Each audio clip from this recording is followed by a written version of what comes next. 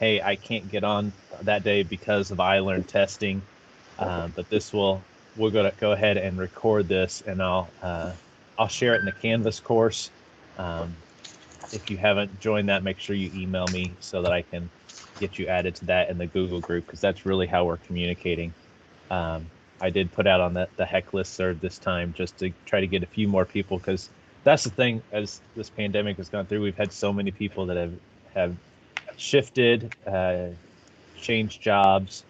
We're actually adding one more to our team because of everything that's happened, so I'm excited about that. But with the agenda, really the norms, like I said, is, we're here just to learn from one another, share. This is not a let's spend the morning railing on how much we hate the things that we hate about Canvas. But it is, hey, this is an issue that I've come up with. How are you dealing with this? And that's one of the things that I found very beneficial from this group is learning, especially like how do you do Canvas with elementary kids, and what are some of the templates that you've used? And so we've had a lot of great things that have come from this. Going for there. AK from Canvas is on here. We got a few people they're familiar with AK, but she's going to share this morning for a little bit, just kind of what's coming down the pike. And then we're going to talk a little bit about how have you guys used Canvas through this pandemic. And then we're going to do some breakout sessions. That form is real important because in order for me to put you in your breakout rooms, you have to choose which ones you want. Now, does that mean you can't switch? No, but you just need to let me know, and I'll have to move you to another breakout room. Teams doesn't let you choose that on its own. And then just kind of wrapping things up at the end. In the bottom of the agenda, when you're in your breakout rooms, because we can't obviously record, I mean, technically we could record all the breakout rooms, but that's just a lot of videos to post. So when you're in your breakout rooms, it would be very helpful if someone from your group just put in there under insert notes here, what are some of the takeaways that your group talked about as you were discussing that topic? And then, like I said, we'll be doing it 3 times. So as each group meets, just add to that. And then, like I said, you've got access to this. Feel free to share this with anyone else on there. Diana, is there anything I missed? Anything you want to share as well? I can't think of anything right now. I think you're doing great. Awesome. Well, we're already behind, which is true Blind 4 fashion, because I do like to chat. So I'm going to just kind of pass it over to AK. I'm going to stop sharing my screen so that she can, maybe, yeah, it's over this screen. So she can take over and kind of catch up with everybody. So it's all you, AK. Thank you. Good morning, everybody, my INCUE family. We were chatting earlier about how much I miss seeing you all in Caramel, Indiana, checking it out, talking about Canvas and everything good and bad and in between. So thank you for letting me join today. For those of you who do not know me, I'm sorry. My name is AK. I am the Canvas rep for Indiana, and I do consider all of you to be my Canvas family. So you're stuck with me. Good luck with that. Megan and Kyle and Diana and the rest of the team that know me know that I'm like the crazy aunt that comes to town and then leaves after a tornado. So welcome. I'm going to start sharing my screen just so we can go over a few things. And Kyle, I wonder if this will work. Let's see if this shares. Can you guys all see my screen? No. Okay, didn't think so. Great. Well, then we're just going to keep going because it's saying that I'm denied by sharing my screen because I'm on Google or something. So what I'm going to do is I always will post, I'll always post all of my notes from the agenda or put them onto the agenda. And I wish I could share my screen to show this to you. But today I wanted to just touch base on the K-5 experience, the community aspect, the release notes, and then a few things that are coming into play. I think I'm big on the screen, so maybe what I'll do is I will just share these links out. But basically what I'll do is I will drop into the agenda, the elementary. We have a Canvas elementary beta users group. You do need to be logged into the Canvas community in order to be part of this beta group. We are pushing out a new K5 dashboard. I'm sure you all have heard the buzz about it. It is amazing. It's simplified. It's even got Comic Sans as the text, so it's more kid friendly apparently. But you'll be able to join that group. There will be instructions on how to enable Canvas for elementary. Again, I'm going to drop all the stuff in the agenda, but my recommendation and also the customer success team's recommendations are to build out a sub account and be able to turn that beta on in a sub account so it does not mess with the actual instance that you're living and breathing in.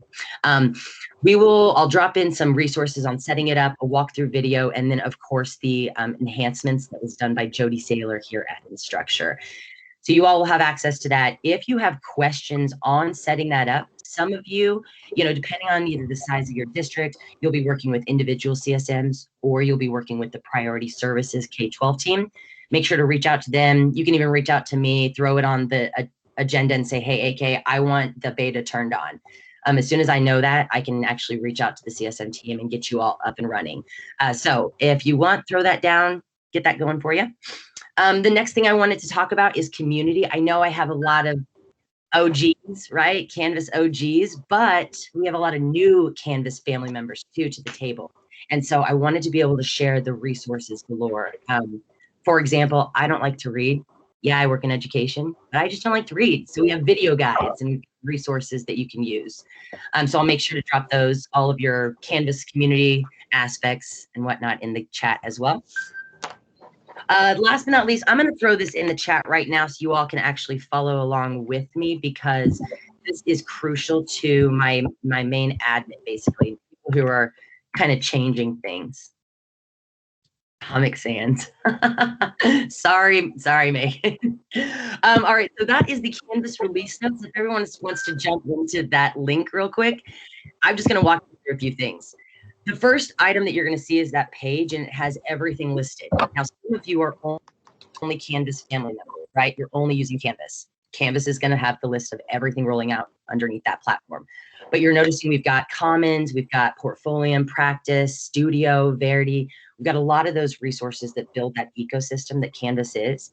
And so if you're interested or you're wanting to know more about what's coming with Mastery Connect or even the SIS integrations, make sure to bookmark this. Put it on a content page in Canvas and have this linked or even have this opened up in Canvas for your admin team on maybe a shared site. But what you'll do is once you jump into the Canvas release notes, you do have to scroll down. I know some people say, okay, where do I go? Once you jump in, scroll down and you'll start to notice the dates. We have them listed all the way, I believe, until Q1 of next year. And so you'll be able to see everything that's up and coming. One thing I do want to mention is I believe it is coming up in April. So on April 23rd, we did end of life the text messaging for the notification preferences. And so everything that we will do is going to be listed in this release notes. And you'll also have resources on the site as well. So just make sure to check these out. Again, some districts have this linked or this page completely open on a content page in Canvas because they need to know what's coming up all the time. The other biggest change that I do want to mention is you're going to go over it today is the Google LTI integration. One big kicker that we've been waiting for that will be built out by back to school is the ability to work in the speed grader. So the Google LTI integration, you all will dig into that. But again, I'll share resources afterwards. And then just a couple things to wrap it up. I want to see all your beautiful faces at InstructureCon. No, we don't get to sing together. No, we don't get to dance together. No, we don't get to be, but we all get to be virtually together this year. And I believe next year we're going to push, of course, for in-person InstructureCon. So make sure to join InstructureCon if you can. For some of you OGs, you know who I'm talking about, right? Sign up, do some presentations, do a session. That's the best thing about Canvas Fam is we learn from each other. So I even think Aaron Lunsford, you might have submitted a proposal already. Marcus, maybe Eddie, but submit some proposals. We want to see more and more people to be able to teach us out. And again, I'm just dropping in these resources because that's the way I work. and then we can follow up with some questions. But the last couple of things I'm dropping in here is, if you all were not able to make it, we have the first link I dropped in was a Canva link. We had a Canvas Connect Midwest. We've got a lot of great sessions in there as well that are already documented. They've got the presentations listed. So if you're looking for extra resources for some professional development, or just you want to get in and see what someone from Blue Valley did on their admin side for professional development boot camp style, check that thing out. It's amazing. And then the Twitter piece, I just dropped that in there. I keep saying family. You guys are like my family, right? Canvas fam, it's a hashtag Canvas fam. Make sure to check that out. If you are ever looking for resources or want to ask a question to the nation, the Canvas Nation, jot that little hashtag down and you'll be amazed at what resources you'll be able to find out there. But with that, I just kind of wanted to share those things with you all. I wish I could have shared my screen so I could have gone into depth. But I will drop in the new K-5 experience, all of the community aspects, the resources, the beta groups that you all can be joining so you can get into the mix of things. And then last, I will also put in a file for people who are not yet ready to move to the K-5 experience. We do have some resources if you're still wanting to stay in just kind of normal Canvas, but want to really enhance. I've got some course templates, some resources that have been built out by Forney and McKinney and other districts throughout the nation. So I will share all that on the document. And now I just kind of want to open it up to questions and answers and see if there's anything that you all really want to know about that I wasn't able to chat about. And yeah, we'll kind of, sorry, Aaron, it's your 50th birthday. You still have to show up to InstructureCon. Like, sorry. All right, if there's questions or if there's things that you all want me to go do some digging on or research on, please, either I'll be on pretty much all day, throw it in the chat line or throw it on the document, the agenda, and I'll be going through and checking it all day and making sure to update answers. And like this team knows, honestly, if I don't have an answer, I will get it instantly here as soon as I can. So I think that should be it, Kyle. I mean, I know that I did pretty fast, but since I can't share anything, I can't go into depth on most items. So what are some questions everybody has?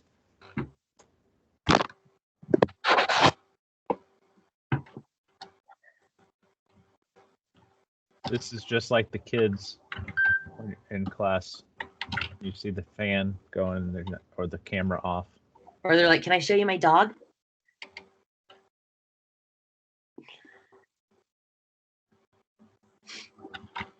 I wish I had my dog at work.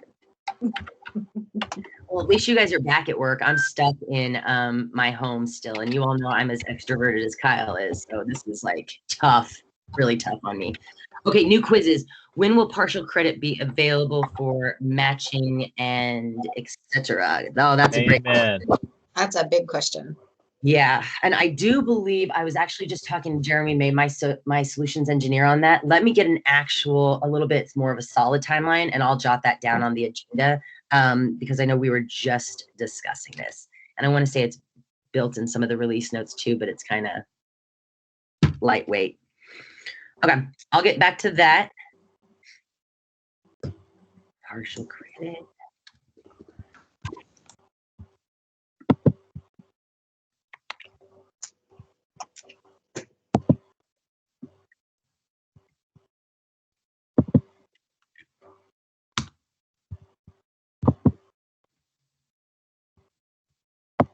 Hey, I'm Brian and I'm in Elkhart. I'm just curious, what's like the best thing you've seen a district do with Canvas recently?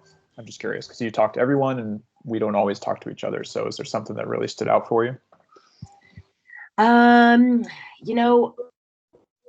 think the biggest thing that stood out for me this year was more parent involvement, right? Because the parents were teaching the students at home and taking that role over. I saw a lot more parent engagement, whether it was from making sure all parents had access to the apps and then really setting up their permissions and settings. That really helped either roll out Canvas in new districts because parents were more apt to get in there and kind of play around with the system. But then also just having that community aspect. That was huge. I think that was a big game changer from the past where it was like, okay, sign up if you want to or have access. Another thing is I noticed like a big shift in the micro-credentialing or utilizing resources that were already in campus, because everyone, you're trying to figure out what tools to use and what's going to be the best in this chaotic time. And so I think a lot of people took a step back and started saying, okay, well, how do I build that differentiation pathway, or how do I build the module setup with these badges so these kids, like gamification for the kids or gamification for professional development. That was crucial. And then INCUE, actually, Kyle and I were talking about this. INCUE has a consortium in Commons. Okay? So Commons is our learning object repository. We had a ton of districts this year in per states or in different communities that basically said, look, I just lost a chemistry teacher. Aaron knows about this one, but and Diana too. I lost a chemistry teacher, or I need a resource for ELA or SEL, and I don't have a system to build it on. Can you help? And so what we're doing is we're starting to see more consortiums in Commons that you basically build something and you say, hey, I'm part of this consortium with 17 other districts. Here's a button that we created for parents for a kindergarten. You can share that. Or here's a quiz based off that upcoming test that we want to, provide our students at all third grade reading level. So those are three major things I saw, but the community, the Commons and the consortiums, that has been huge just because people need resources and they got to be able to share them quickly. So.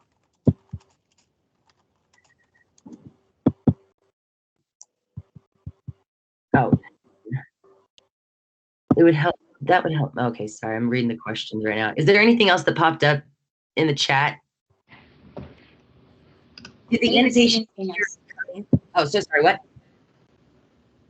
Honestly, I didn't see anything else pop up in the chat for you just yet, AK, unless somebody just wants to ask a question. Okay. Annotation feature is available now or up and coming. I want to say if it is the URL version, we're still working on that. We are actually still in beta. We're like playing with it. So once that gets pushed out, again, if you are part of the beta user group inside of the community, you will get notified when we start pushing your beta stuff out. You can go into your beta and start testing that out. Annotations also, or the little note cards in Studio, those are already active. So if you are a Studio user, you already have the flip cards and the annotations available. Okay.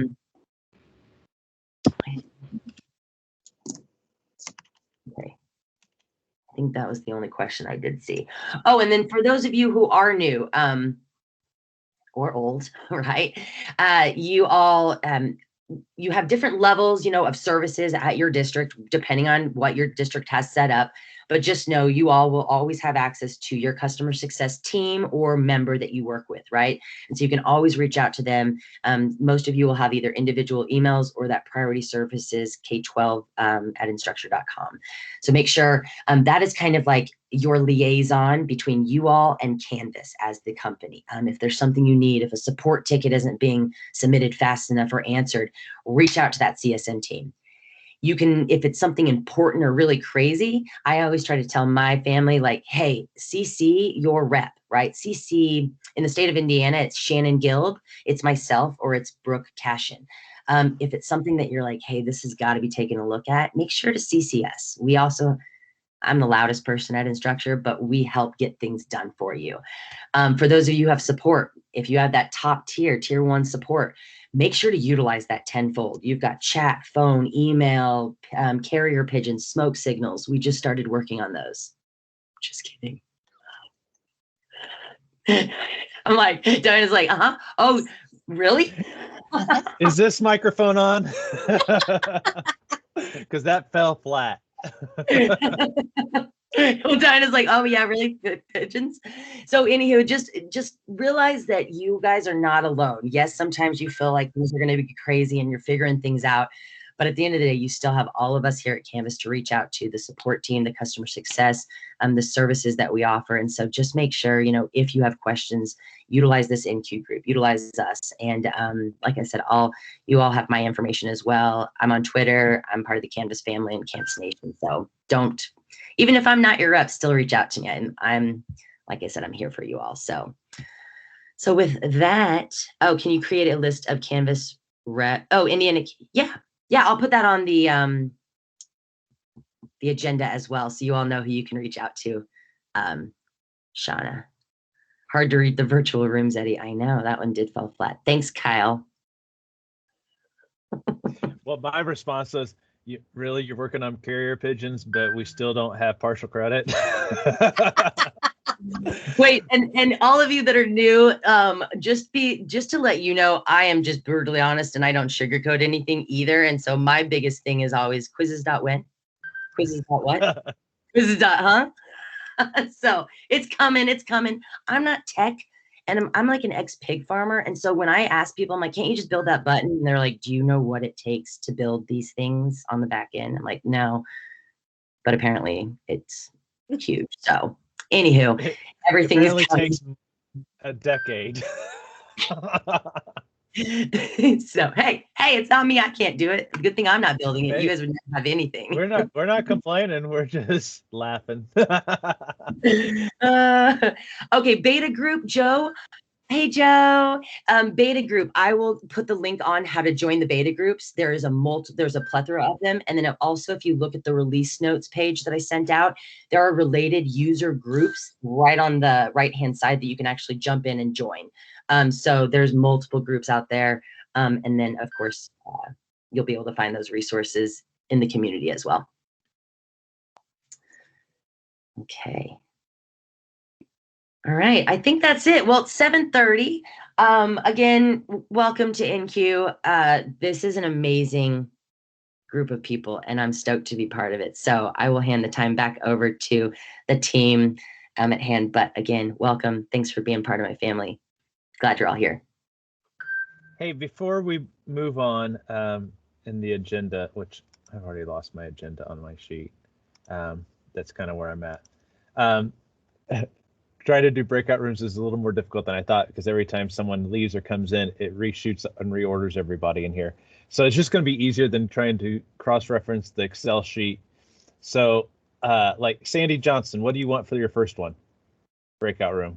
Are you still in here?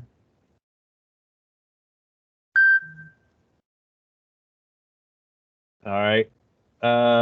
Yep, I'm a Zoom user, but this is like totally confusing to me. I've never even used Teams before. Let me have, I'd like to see the PD one first. You just want the first one? Just the first one. And Deneen? Pasha?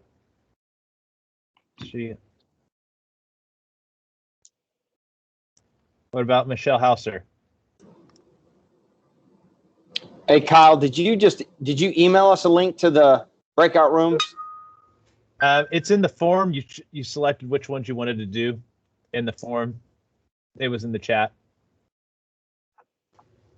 What about Christopher? I'm sorry. This is Michelle Hauser. You asked. I can't get to the agenda and I can't see the form. I came in a little late. And when I try to click on the agenda, it says that I'm not a part of the group. So. All right. We'll figure that out here. So breakout rooms, we're going to do one for Canvas and primary, PD for staff, new quizzes, troubleshooting, end of the year tasks, Google, Microsoft LTI, and best practices post-pandemic. What would you like to go to the first time? Probably PD for the staff. Okay, awesome. Thanks. Is Christopher in here? Yes. What would you like to do?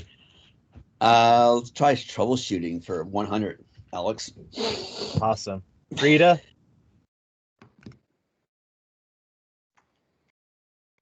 Hello. How are you? Hello.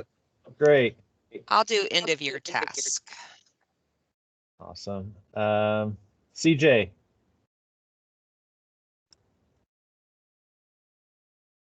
There we go. I'll stick with the admin too. End of year tasks. That should be interesting. Okay. For what it's worth, we haven't even implemented Canvas yet. We are brand new to this product. Oh, well, welcome. Welcome to the family. Okay, I've got a Vigo County Janet. That one I wasn't sure where to put because it didn't match the Excel sheet. Okay, so Janet Brosmer in Vigo County. I would like to do the Canvas primary to start out with, please. Awesome. Melissa Bardak. Yep, primary, please. Jenny Guest. Wasn't sure who that was.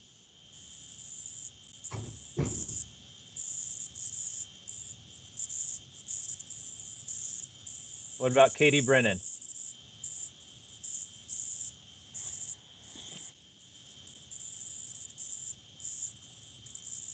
In my ear, I'm hearing what sounds like crickets, literally.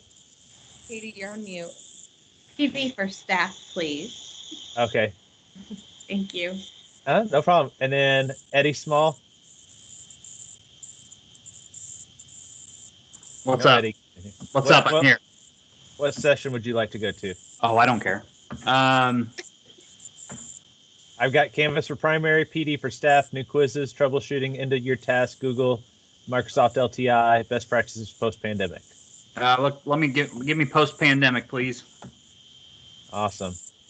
All right. Did Deneen ever? Deneen is in a different meeting right now. Okay. And then Jenny Guest. All right. Yes, she's in a different meeting as well. So I'm going to let Diana kind of start the next one, if that's all right with you, Diana, while I pull. Go ahead and do the Canvas through the pandemic and go through that. Yeah, and I'll find where my agenda slipped to. Okay. So we thought we would take off and talk a little bit about Canvas through the pandemic. And the first thing is, if anybody had great success stories or anything, and I see Eddie is throwing some information in there on that. So Eddie, if you want to say anything about this. Yeah, so for most of you that don't know, I've taken a role with Instructure. It was June of last year, right when the pandemic was hitting hard. So in that transition, I was a principal learning consultant for Nevada. I spent about 8 months there, and then I've moved over to the customer marketing team with Instructure. So I'm their senior manager for all things customer success stories. That includes case studies, live streams, video vlogs, story media campaigns. Like, we're getting ready to launch a lot of really cool items that you're going to be able to use as customers and clients to kind of tell those stories and to help send those to your districts, as well as to help us kind of tell your story throughout the world. If you have really great customer success stories, I'd love to connect. My email is in the agenda. Just please send those out to me as soon as possible. We know that the end of the year is a hectic time for everybody. We've got testing, and you don't want to be bothered by trying to do videos for Eddie at Instructure. So I recognize that. So if you would like, I would really love to just connect so we can talk about the beginning of next year to see kind of what that looks like. The big stories that we're trying to tell right now, so if you have something very interesting, is how Canvas can be used back in the classroom. As you know, we have a lot of customers that signed on strictly for the pandemic. And unfortunately, they believe that once school starts again, or we go back to normal, that they will no longer ever use Canvas, like they have other ed tech tools in their life that they've been told by districts. So we really want to tell those stories about how they can continue to use Canvas kind of through the pandemic as well as after it and going back into the classroom. Really great tips, tricks, and successes that you've had using the tool while you are actually in person with students in seats. So that's kind of a story we're trying to tell. Any K through 5 stories out there that you might know of, just get a hold of me. I love to chat. Obviously, you're my people. I still reside in Indiana. I have not moved. And I always keep in contact with some of the great Indiana folks. It was great to see some of your faces this morning. Apologize, I was running a little late. So, but I'm your guy for all things customer stories and customer marketing. So let me know how I can help. Thanks, Eddie. It's awesome to have a Hoosier with that connection. We appreciate you a lot. No problem. So anything else, any success stories real quickly anybody want to share? Or we have the second little bullet was Canvas used with remote, hybrid, in-person. Any little tips and tidbits to share there? And then the last piece of the bullet was any go-to resources that you found were really powerful and good places to find things. I know Kyle and I were kind of chit-chatting and we added a couple, but you guys have editing rights there. So share those links below if you have any other great resources that would be powerful for our Canvas fam to make sure they're aware of. This is Brian in Elkhart again.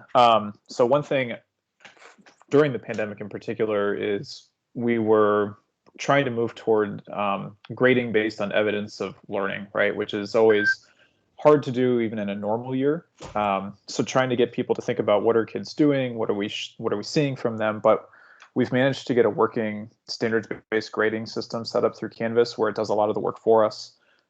There's a few roadblocks, in particular new quizzes and how they work with outcomes, but we've got dozens of people now in our district who are using standards-based regularly with their students, focusing on outcomes and feedback and reflection, and not so much on completion rates or specific assignments.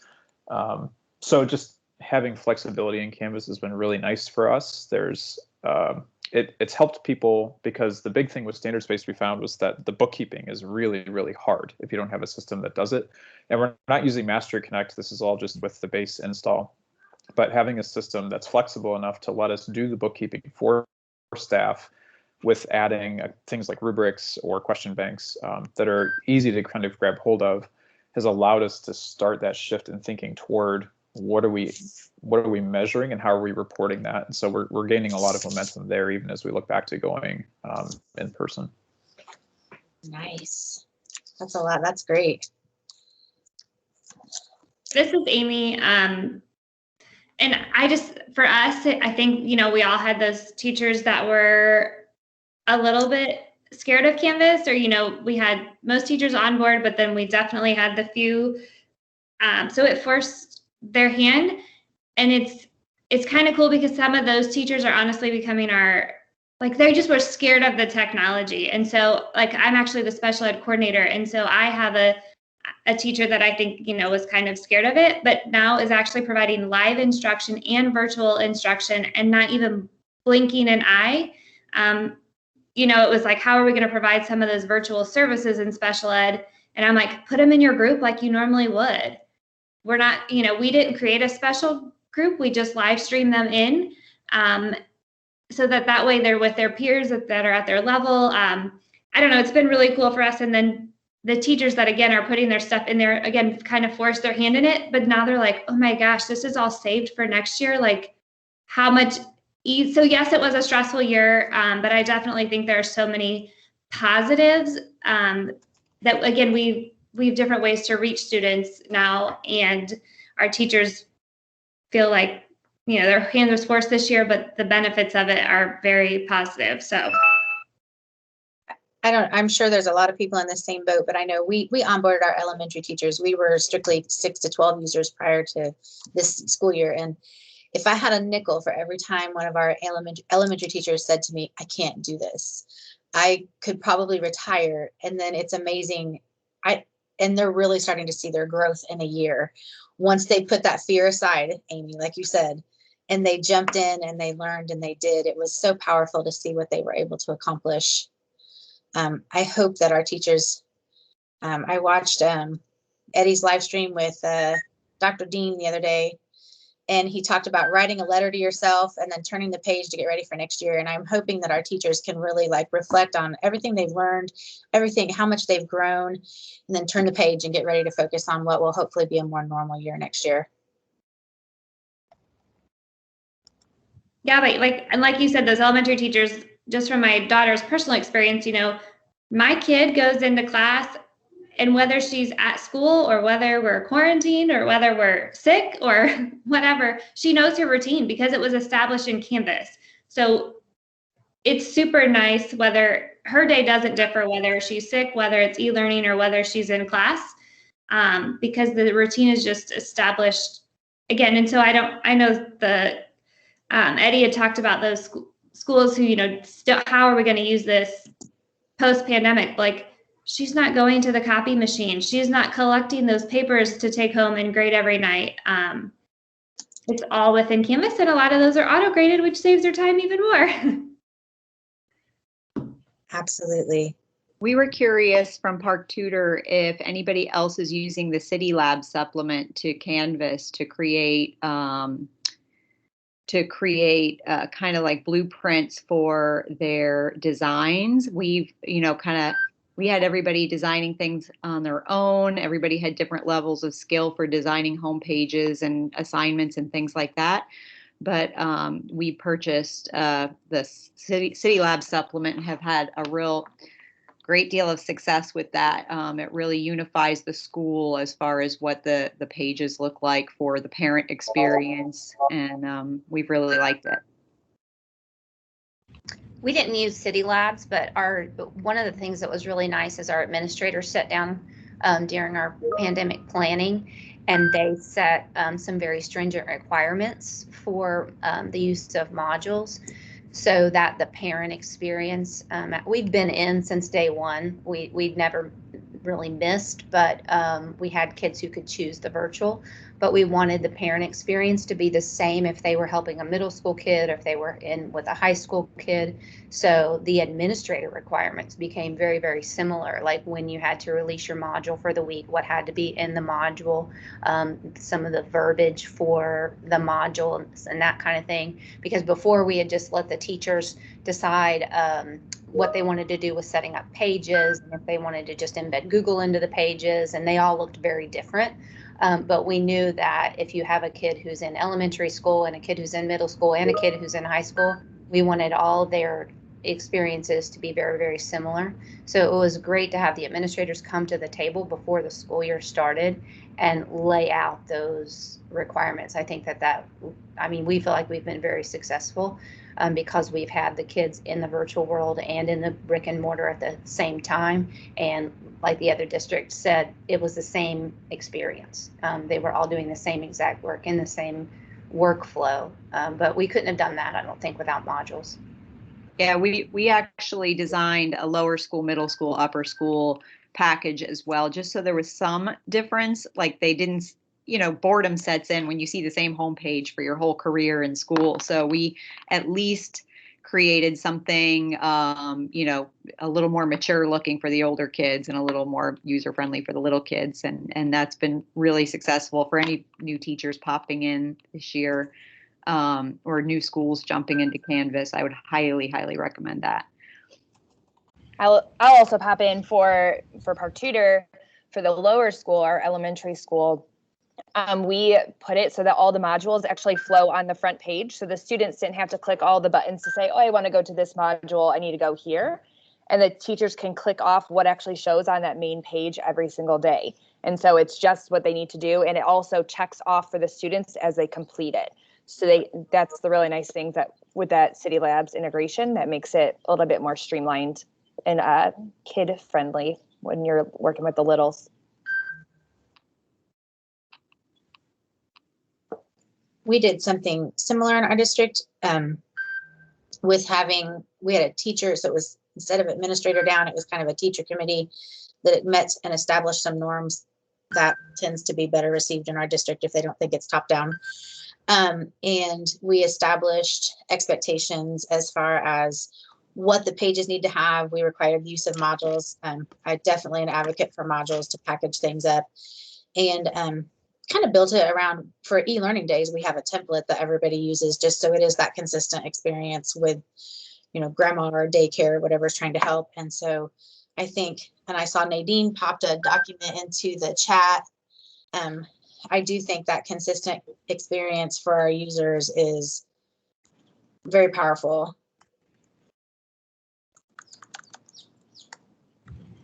Yeah, at Indian Creek, we rolled out a template just like not last school year, but 18-19.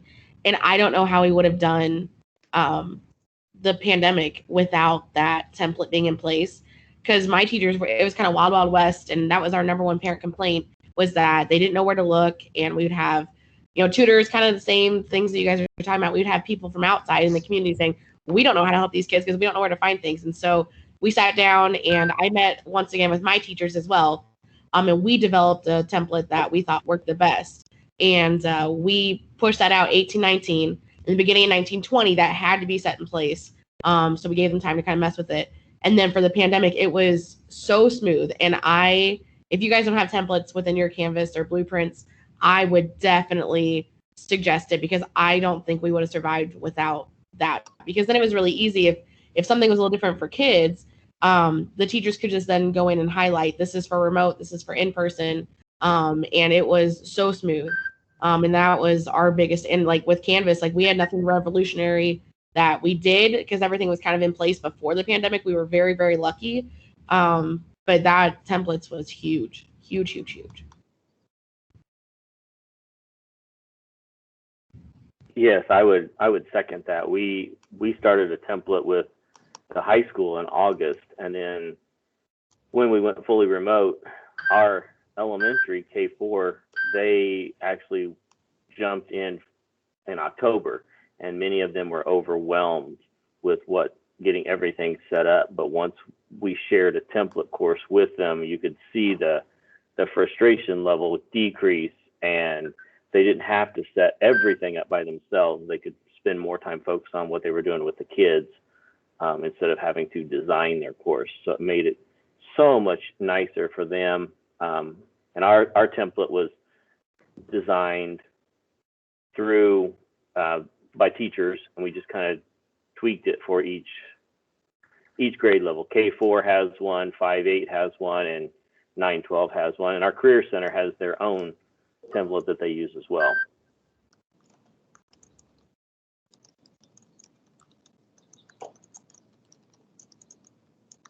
So for us, this is up in Elkhart again. We had a lot of people kind of all over the place, and we have a lot of people who like modules as their homepage. But what we found is that rural kids in particular, or kids who only have hotspot access, that's a really bad experience because nothing shows on the page till every module loads. So if a teacher has got 12 or 13 modules in a semester, they're waiting that time for all the modules to load, but then they have to scroll to the bottom of the page because they're also doing sequence-based or whatever. So we ended up using pages as templates, and we hide the modules button because a teacher can still link to a module, to a page in that thing and use that flow. But our students don't ever go to that menu anymore. It's much smoother, and it also works a little bit better for some of the translation stuff for our EL students. So if you're trying to make that decision, I would say look at what your internet access is like, because that was a big differentiator for us.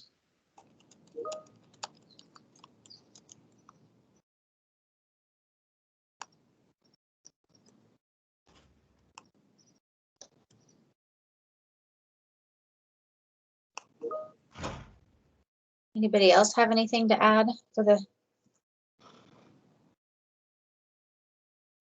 We've got about, I don't know, 7 or 8 more minutes before we're ready to start our first breakout room. I'm starting to get a lot of tabs open. I'm trying to open all the resources people are sharing. So I'm getting a hot mess express of tabs over here. And I think what we'll do after this is put all these resources in the Canvas course. So if you did not ask to join that Canvas course, shoot me an email, and I will make sure you're added to that, as well as the Google group, because we can just start adding those resources in there as a good place to kind of go to.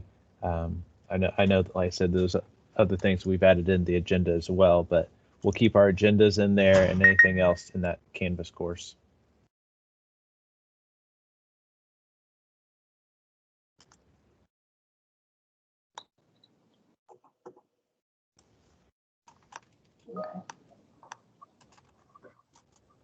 This is Amy, and I just had a question. It's on my to-do list, but again, my main job is special ed coordinator, so it hasn't gotten done in the midst of ACR and testing. But I sat in a lot of case conferences, and I did have the situations where parents aren't, my kids are always telling their parents they did their homework, and then they look at their grades, and that's not the case. So on my to-do list, I have that I want to create a video to show parents how to go to calendar to view what's actually due if the teachers are, putting in the due date.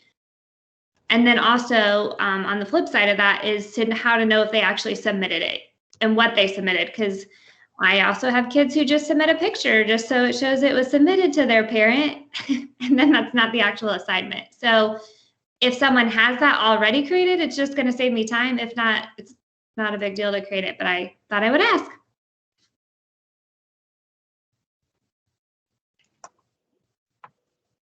A few of you have asked about links to the Canvas course. We did make it a public course last year when we started it.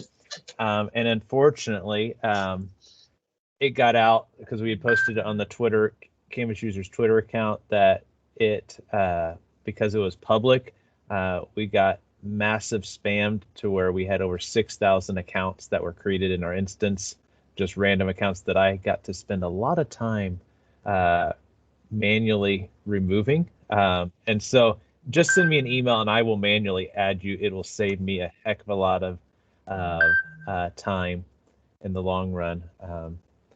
That or Carly has to do it.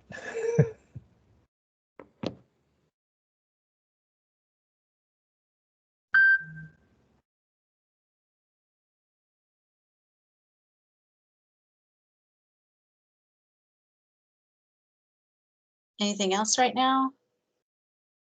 Marcus, you want to go?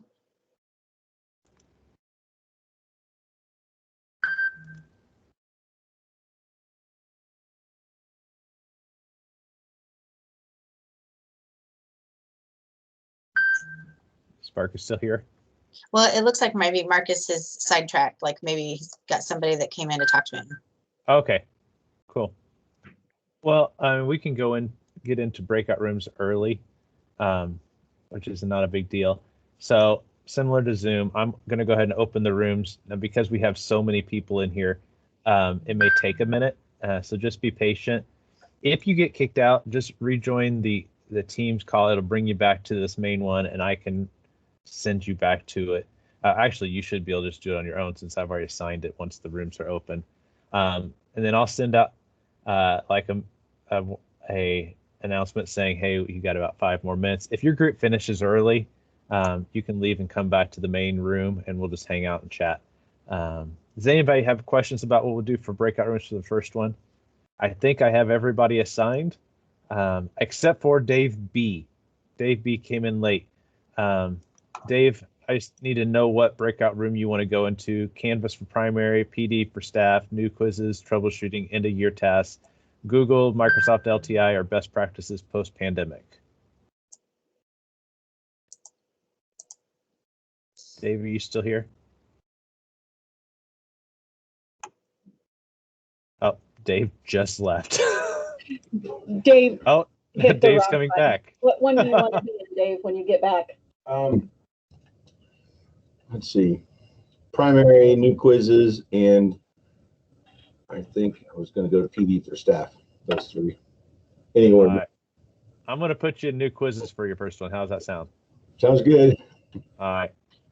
All right. I'm going to go ahead and open up the breakout rooms. It should start taking you there once they all open up.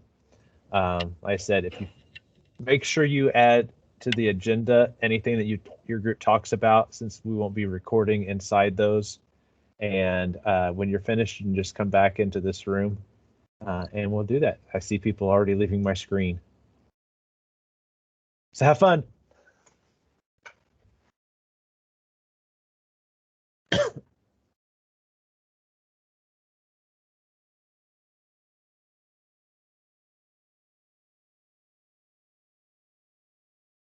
Tim, yours says that you're not part. It says this person is using a device or a version of Teams that doesn't support breakout rooms. Are you on the web version? Or do you have an older version of Teams?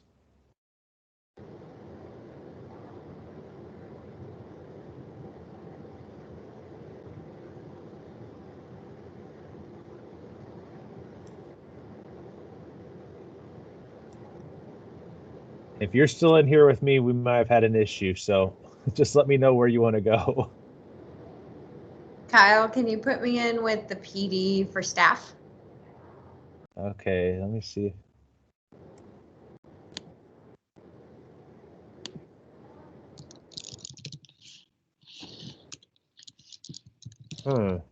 There you are. It was showing me that you were in there. So, all right. I just assigned you. You should be able to go to it now. Yep, got it.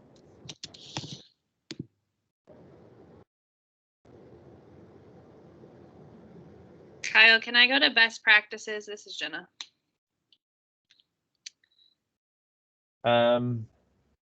It says you're using a device or version of Teams that doesn't support breakout rooms. Are you using the web version? Oh, no, I thought I was in the app version, but. Or I'm wondering if maybe your district has it set up to where you can't do breakout rooms. It's possible. This is my first time on a team meeting, so I don't know. One of the things, those of you that are still here, if you go back to where you see your little circle with your initials in the top corner, if you're in the program, make sure you choose. What does it say? Let me pull it up here.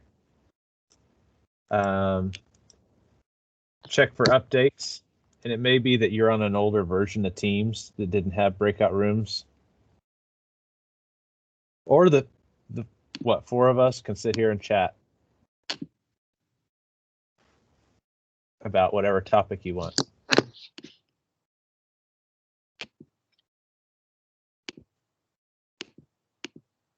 Tim, I'm glad you joined us and you weren't out running. I don't hear a word you're saying.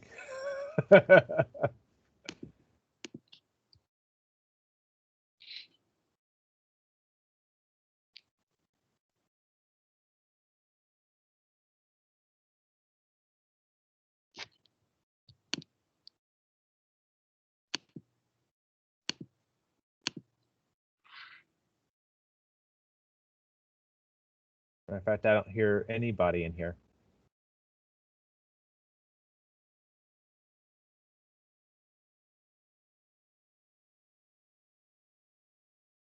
Okay, Jackie, thanks for joining.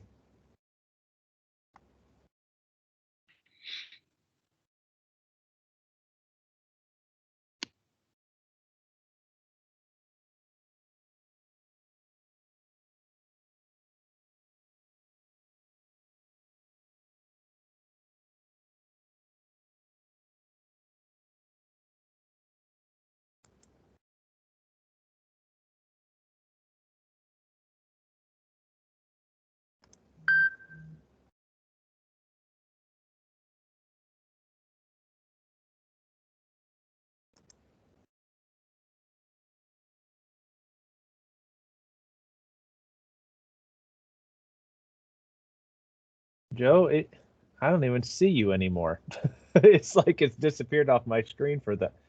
Let me see if I can find you under the participant list.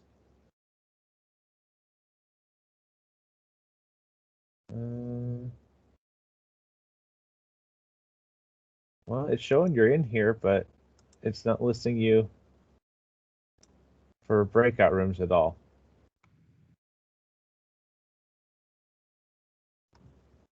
Joe, try exiting out and come back in and see if that helps. How are we doing, Carly? Good. We actually had a question. Is AK still here? Yeah, she's in, I think, the best practices post-pandemic. Oh, okay. Because we had a question in the LTI room about Google, and I'm not Google. So I don't know if she's available or not at any point. Can you message people in rooms directly, like privately, or not? I can join the room. Yeah, I can't. I can send messages to everybody. Yeah, I couldn't remember for sure if you could do that privately. It's not a big deal. It's just that was pretty much what anybody wanted to know about. Have them put that question in the agenda. Yeah, and because it's an interesting one. It's basically that how Google, the new LTI, works with SpeedGrader, but then what is that actually going to look like? So. Oh, okay. Yeah. All right, I'll go back. Okay. Hey, Jenna. Hi. I think I updated, so I think I should be good. Okay, so which one do you want to go to? Will you throw me in best practices after pandemic? Yeah. Please. All right. Have fun. Thanks.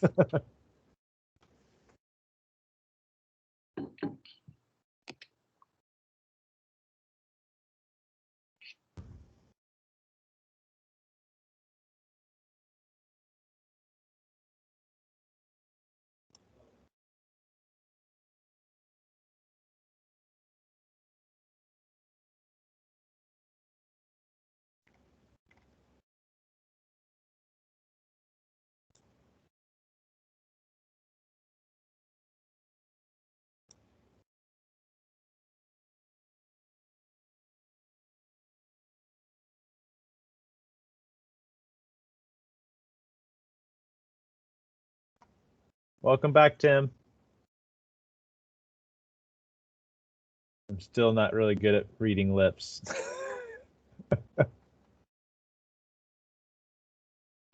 You can use the chat if you want.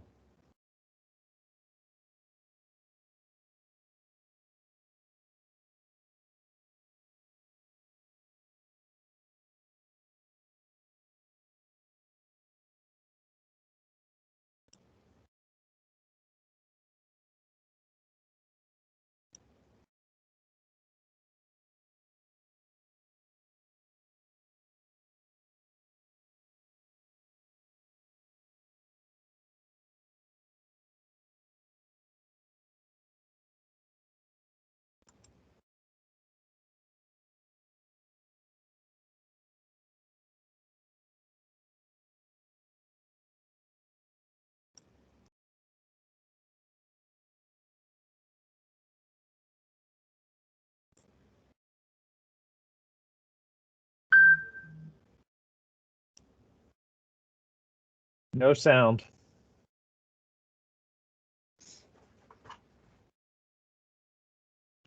I see your poster behind you.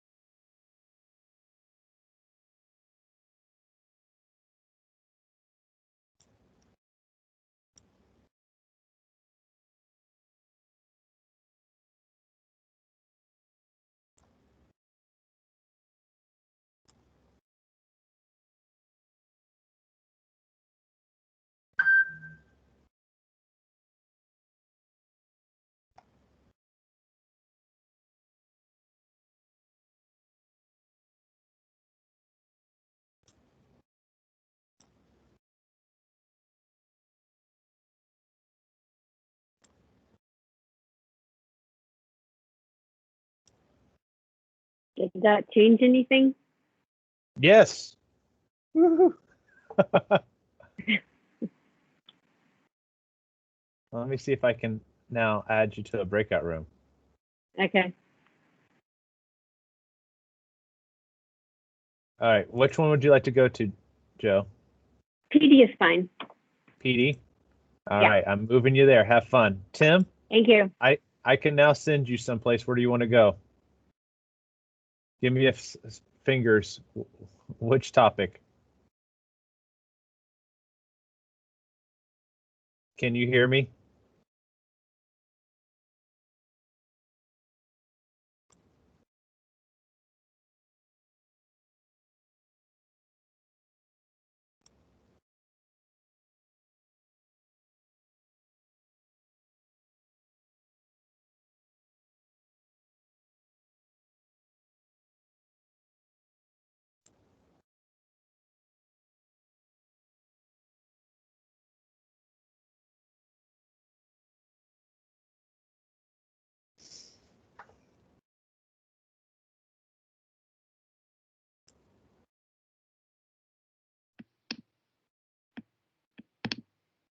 Welcome back, Jenna. Please send me to let's try PD for staff. Which one were you in? Best practices. All right.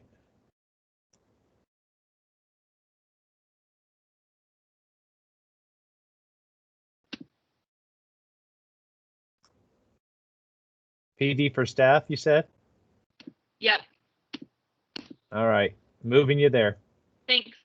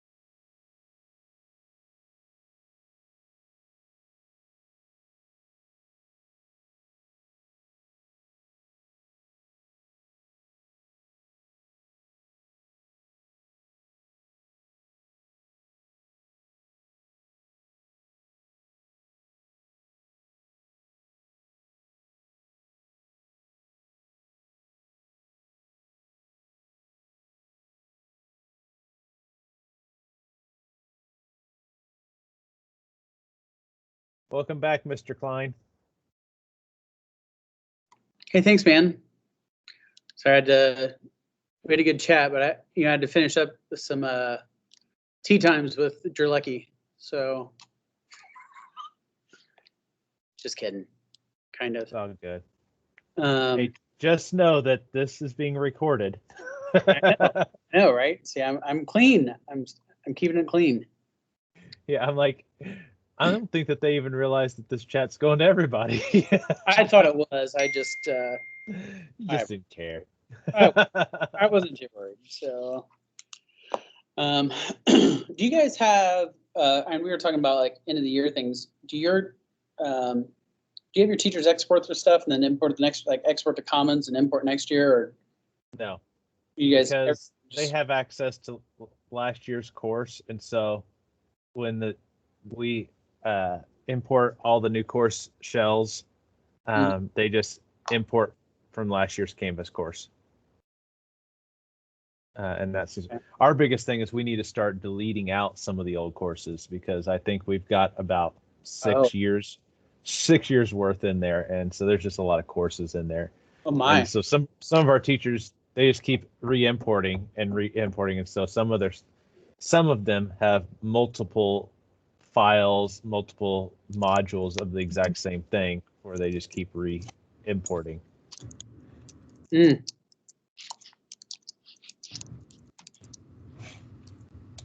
Okay. Yeah, that's where I gotta make sure what's best for our people and everything. Now, do you use templates, Kyle? No, we don't, and that's something I really got to look into, because I had talked to Nadine a while back, like January, February-ish maybe, and she's talking about how they had templates and everything. Because I'm trying to. Do you guys use templates? I guess everybody started the same way, or no? We when we first started, this is before they had templates and blueprints, and so we kind of created our own template that we shared out, and so some of the teachers are still using that. And it might have been a little over a year ago, or 2 years, that I made like a primary and a secondary template that teachers could use, but we don't force them to use it. They really have that ability to customize it however what works best for them and their students. But we have them available if they want to use them, especially for like a first year teacher who gets hired in 2 weeks before school starts. Right. And it's like, I don't even know where to start. Here's a template. Let's change some of your information, and then once you get a couple weeks under your belt, let's sit down and really start developing it. Okay. Yeah. That's how we are too. Yeah, I need to dig into that a little bit more, because our teachers are all over the place. Like I did like some Canvas audits during our e-learning days, and there were some that were starting in announcements, some in assignments, some had some pages, some were syllabus. And so like one thing I'm trying to get talking with them here is like, okay, we all need to start in the same place, just for ease of access and everything. And they're just, you know how that is.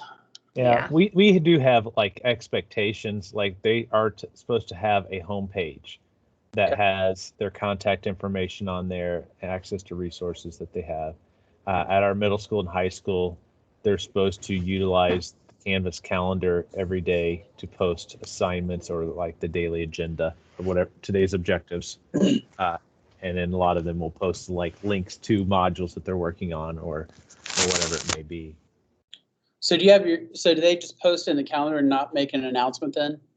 Oh, no announcements. No announcement, just straight to the calendar. Okay.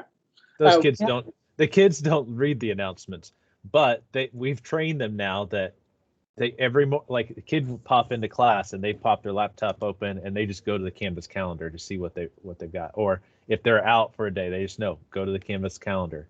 If they're a remote student, they go to the Canvas calendar and there's the Zoom or the team link so they can log in remotely. Okay. Yeah, I had thought of that, but then I was meeting with our 8th grade team, and there was like about half of them that said, there's a calendar in Canvas. And I was like, We've been using Canvas for like the district's been in Canvas for like 7 years. So I'm like, Oh, wow. yeah, I'm like, yeah, there's a calendar. So The biggest thing that I have to remind teachers, especially at the beginning of the year, is one, uncheck all the boxes of courses they're not using. And then when they create a calendar event, choose whatever course that they're wanting it to go to, because it defaults a lot of times at the beginning of the year to your personal calendar. And so every year I'll get teachers who are like, the kids can't see anything in the calendar. And I'm like, it's because you're putting it on your personal calendar. They don't have access to that. So right. Okay. Well, shoot. Okay. Well, that's my dilemma now, because I've been telling people to go to the announcements, but I mean, there's really only been one grade that's used the calendar that much. And so, all right, something to chew on here. So how many people do I want to, which group do I want to get upset with me? So we I will tell you, I was at the high school, a lot of pushback on the calendar because we were just making them move that way, actually right before the pandemic, so it worked out well. Right. But once they started using it, they like that better than anything else they've done. Well, because the kids like it. Right. It makes sense. It makes much more sense. And I feel like when I was in the classroom, I used the calendar. I feel like I copied it from the calendar to announcements or something. I don't know what I did. It's hard telling. My only beef with the calendar is that, like, I feel like it encourages our teachers to not put anything else besides assignments in Canvas. Right. What we do is events. And so instead of the assignments, a lot of times I'll tell them, I mean, except when you have to do the grade pass pack, they do that. But the event, then they make a module and they link to that way. And that's kind of guide them towards more. And that and we've tried to package it that way too, you know, and it's it's like, how am I going to sell this? And like you guys, like, we've been using Canvas for 6 years, and so like the blueprint and template courses, it's like they are so far into what they've been doing, and we did a little bit of homepage templates for a little while there, and we do help our new teachers get started and stuff, but I don't see my 400 teachers saying, yeah, let's go ahead and start fresh with a brand new template course. Back with the template? Yes, teachers are so flexible, Sarah, come on. Yeah, my teacher is super flexible. Yeah. They're real flexible. Yep. It's not only that, but it's like I have the building administrators that we have to convince also. So. Yeah, the good thing is we don't have, I mean, since it's only the secondary that uses it, similar to you guys, obviously, I don't have that many teachers that are new every year, so I can usually meet with them individually, and it's not, like in the first few days, it's not a big deal. So, but yeah, if I had that many teachers, that would be, I'd be a lot of people to meet with. Yeah. We just scheduled our new teacher trainings. We have 3 before the school year starts for secondary and 3 for elementary, and we still probably won't even see everybody. We'll still be hiring people halfway through the semester. Oh yeah, maybe even a week or 2 into school, right? Yeah, it's always like 2 weeks into school. Hey, here's 6 new teachers. Right. Great. Awesome. Let me put them in everywhere. So, Chelsea, where are you at?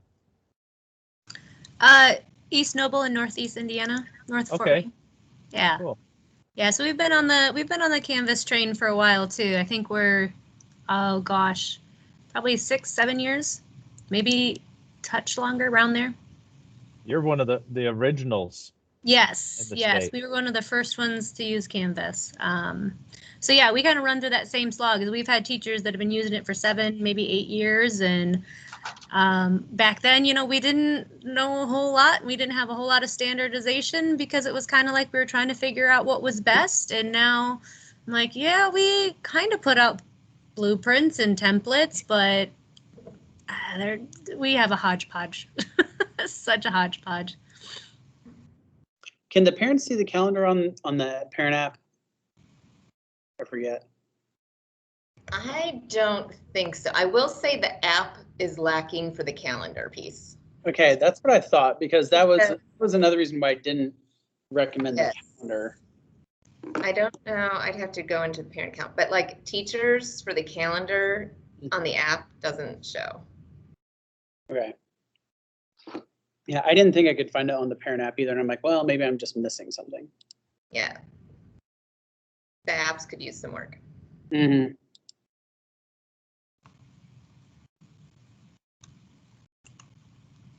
Well, we also, our parents could use some work on checking it because we've done some reports for like how many observers. Oh my gosh, there's like not much. So Yeah. Mm-hmm. I wish there's a better way to create observer accounts than what we're using for parents, because right now they have to do that pairing code, which is fine at our middle school and high school. They find it a pain, but they can do it. But our elementary kids don't know how to create a pairing code. And trying to get parents to, it's better than it was though, I will say that. Because it used to be like you had like a few hours to use the pairing code once you created it. And I'm like, so if a teacher's going to have to create that pairing code at the elementary, and by the time they get home, and by the time parents do it, that code is expired, and the kids can't make their own. So right. So now it's at, oh, I know it's over 24 hours, which is good.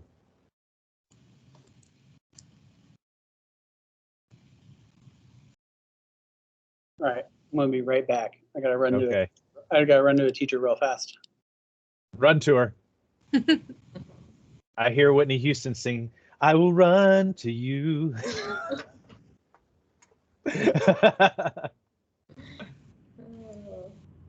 All right, I'm going to go ahead and close out those other rooms, so we'll start seeing everybody joining back very quickly.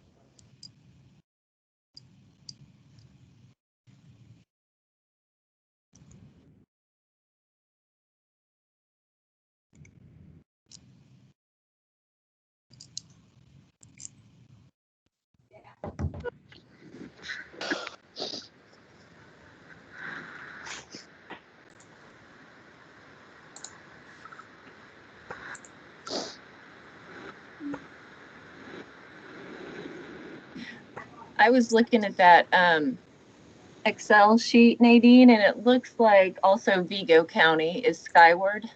Okay. I for some reason thought Aaron Lunsford was too, but I don't know. So. Yeah, that was the main reason why I needed to see those names since we're switching. I was like, I need my skyward peeps.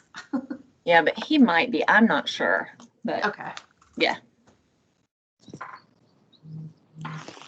Hey, Carly, can you add people in as they come back if they accidentally deleted themselves out?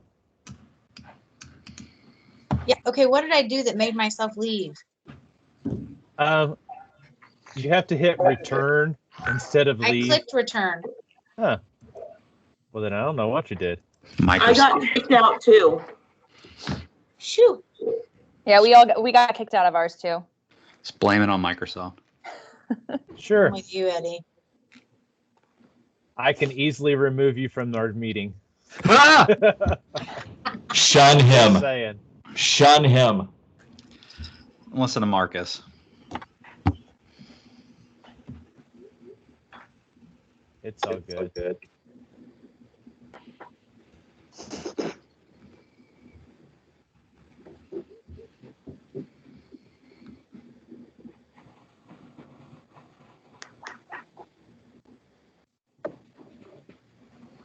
All right, I'm going to try to start moving people into their second group. So Diana's going to kind of talk. And I know I talked with AK about one of the groups had some questions. So I'll let you kind of ask that question. I know the Google Microsoft group had some questions.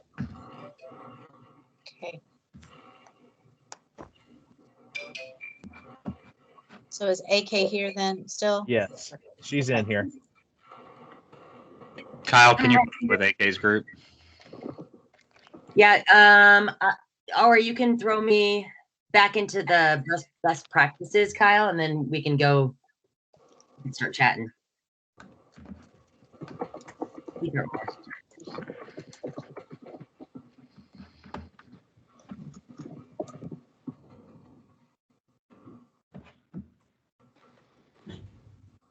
Nadine. I'm putting it in a spreadsheet, but we use Skyward Center Grove. Hi. So, yeah, this is a good time. Is Marcus back? Yep. Marcus, you said you had something you wanted to share. Yeah, if we got a minute, Eddie We and got. I I think we got a minute while we're getting organized. All right. Eddie, you wanna give a little update on the podcast? I don't know how much we can share. No. Just in general. Yeah, so lots of things happening. We haven't launched an episode in a little bit because we might be up to something, and we can't really. I don't know how much more I can share other than that, but we're gonna try to do some things on Twitter, like Spaces and things like that. So if you're following the podcast on Twitter, you're following us on Anchor or Spotify, and you're waiting for the next episode. We've hit a little bit of a pause. So hopefully it won't be too long, maybe a week or two. But we would like everybody in this group to know, because we are Hoosiers and we infiltrate the Hoosier INCUE meeting every year to talk about some great things that we're doing. Marcus and I were approached 2 weeks ago. No, 2 months ago. The details are fuzzy. We've been approached to write a book about Canvas, specifically Canvas for Dummies. Wiley Brand, Canvas for Dummies, has approached Marcus and I to. They knew how to find dummies, right? That's their thing. They picked the two biggest dummies they could find. Exactly. So we're actually in the process. It's already started. We are probably looking at an October release date for Canvas for Dummies, but there will be a huge announcement coming up. Keep it amongst yourselves until then, but we wanted the Indiana group to kind of be the first large group to know some of the things that we're up to. So that's one big thing. That's not the other big thing that might be coming, but we're just waiting to find out more details. Now that I work for Instructure, there's been a lot of conversations. Marcus may have an additional announcement to make. Essentially, what we're trying to do, and AK can probably attest to this, that we want all Indiana people to basically work at Instructure, because I think we do it well here, well enough that they've taken notice. So Marcus, do you want to announce your big news? Well, I think to piggyback on that though, Eddie, like that, Eddie's not just blowing smoke here, and I wanted to bring up the podcast mostly because those of you that were in the in-person meeting like 2 years ago, the last one, there were bagels and everything was lovely. But that was when we were like, hey, we just decided to do this thing. We'll see what happens. And so it's definitely progressed. But the truth of it is that Indiana is, and AK could probably speak to it having the network that she has, but and you guys as well, when you talk to folks outside of Indiana about digital learning and how long they've been in an LMS and things like that, and you think about what has been going on in Indiana for significantly longer than a lot of other places, the state truly is, I would say, advanced in terms of sort of a statewide understanding of what digital learning should look like, can look like, because we've been doing this for snow days in a lot of our districts for years and years and years. So, I definitely think that the pandemic, for all the bad, I think a lot of places in Indiana, like all of our districts, many of us were like, okay, so it's like a snow day for months. Okay. Like we kind of knew at least some way to do that. Whereas you hear stories all the time in the Facebook groups and everything else about, we didn't know what to do. They gave us said LMS and said, good luck. And it was truly an emergency. So that's a real credit to, all of the Indiana folks kind of have really taken a lead in sort of helping other folks kind of cope with the pandemic and all that. But we just wanted to make sure that we thanked you guys for letting us butt in a couple of years ago into the group, and definitely if you're not listening, give it a listen. And the little, I guess, announcement I have is that I too am, as of Monday of this coming week, I too will be an employee at Instructure. I will be the senior manager for leadership development in the Center for Leadership and Learning. So if you know Robin Lawrence, I will be her right-hand man. And so I get to do a lot of the stuff related to how we prepare professional learning for leadership, for your building principals and superintendents and all things along those lines. So if you've seen the live stream with Ask an Administrator and Dr. Dean, I will be within that department. So that's it. We're done. Congratulations, Marcus. Hey, as long as you guys aren't being bought out by My Big Campus, we're all good with that. That was the other. Come on, that's a good joke right there. Come on. We might be up to something. Oh my gosh, that was like what? I mean, these guys are right though. I mean, that's why at IUP UI Canvas Con 4 years ago, we came up with the slogan, "Who's your favorite LMS?" It's because Indiana has Canvas. So you guys have been definitely strong. So you guys have a huge network and a huge community out there. So. No, but I think we need some upgrades to our Hoosier LMS gear. I know. Wow. I know. Where's Adam? Where's Adam when I need him? Adam, I think Jeremy May is the one pulling that off. AK, it's interesting that she brings that up because I think I got a message from a boss. I gotta go. But it may or may not have to do with like Eddie is now in charge of gear. So yep. We'll see how that goes. And I take care of my Indiana people, so that definitely is gonna happen. I love it. Congrats, guys. Mm-hmm. That's awesome. Did we stall enough, Kyle, for you? Yeah, Kyle, how are we doing? So this is what I want you two to work on with AK. Well, I know that we've got this whole new primary thing that Canvas is working on. I know that they're rolling in the dough. I would like for them to just buy Seesaw. Yes. So if you could just work on that and incorporate how about we just have Seesaw open up their LTI and have it work in Canvas? No, we want just them to buy Seesaw and that be the primary version. They're buying up Portfolium. They're buying all this other stuff. Buy something for primary. This is being recorded. Yeah. I mean, I can't say much. My pay grade is not high enough, but I mean, we're definitely looking to enhance that K-5 experience by working with those types of companies. Even Pear Deck, not Pearl. Pearl is a ball of yarn from Disney. Pear Deck is another one that doesn't have an open LTI yet, and we're trying to just make sure we're big. Our big push here at the company is, are you IMS Global Standard? If not, how do we help you get on that IMS Global Standard, and how can we help you work with us? And that's been we'll see what's to come. You never know. You never know. I can't say too much. I know I was super excited watching the elementary enhancements. When that, I think I watched just like an Eventbrite something with that, and I was jumping for joy because my elementary teachers have hammered me this year about the usability for their primary particularly. So some of those updates coming down the pike, AK, we love. Yeah. Anybody here in the K-5 space, have you guys seen Susie Lawley's stuff?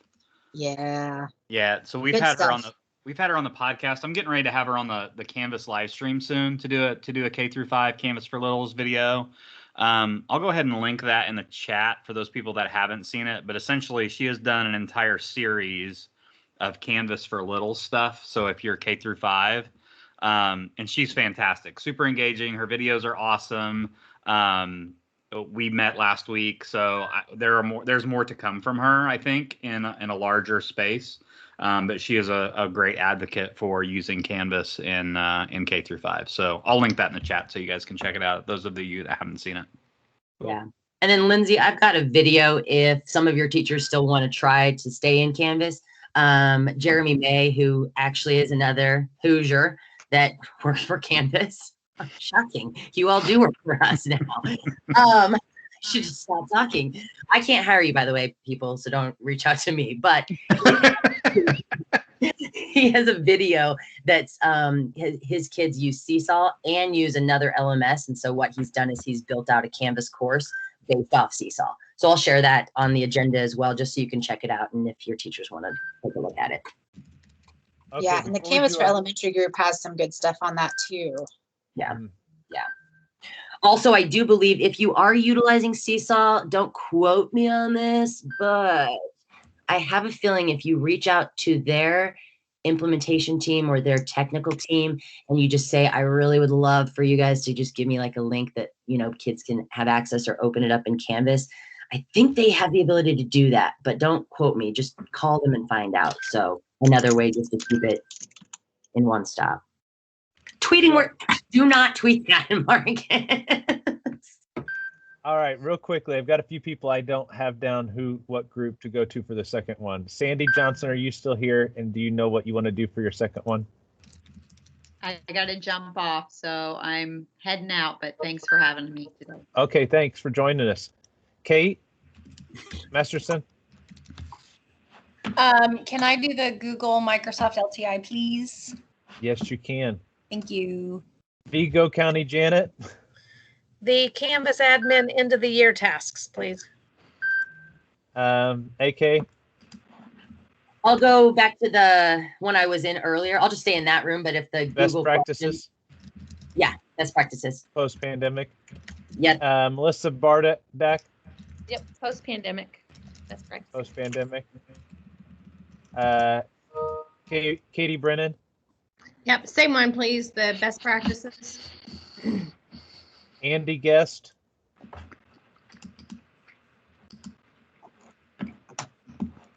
Or just Guest? I don't know if you're talking to me. I'm Andy, but I think it was Canvas for. Was there one for elementary primary Canvas? Yeah. Yeah. All right. Like I said, if you get put in the wrong room, just exit out of it, come back and tell me which one you want to go into, and I'll move you around. Not a big deal. Like I said, we'll just kind of do this for about 25 minutes or so. And I hope you have great questions. Just a reminder to put whatever you're talking about in the agenda in that document so that others that can't make it to it or had to leave early can see what you all discussed. So we'll go ahead and start the rooms, and you all have a great time.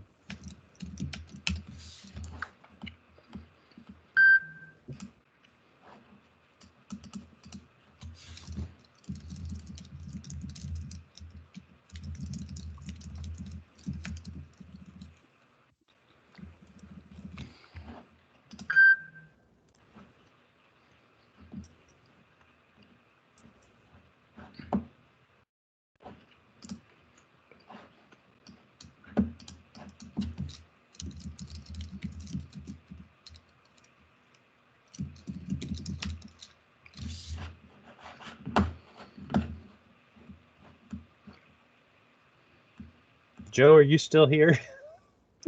Yes. We have the worst What time is with your account, happening? don't we? God. Eddie, what group did you want to go to? It didn't get you into a group. I don't care. Honestly, if you don't want to throw me into a group, I'm just kind of keeping this up today because I have another meeting coming at 11 that I have to do. So I'm kind of going to be in and out. You just want to hang here? If that's okay. Yeah, that's fine. This session is being recorded in this room, so just be aware of that. I always tell people telling you anything that I'm not supposed to tell you. Yeah, so that's very exciting for you. So for your news. So congratulations. Yeah, there's just so many moving pieces, and I'm glad that I could just show up today just to see kind of the things that are going on. I definitely wanted to make sure that I put in there, if people have stories. Right now is a really hard time. Like, we're having a hard time with some of our biggest cheerleaders, our biggest user groups across the nation, because I think educators are just over this year, right? And I get it. Like, I've proposed, like, we should probably just go dark, right? Can we just go dark asking for anything, any videos or customer stories or Zoom calls?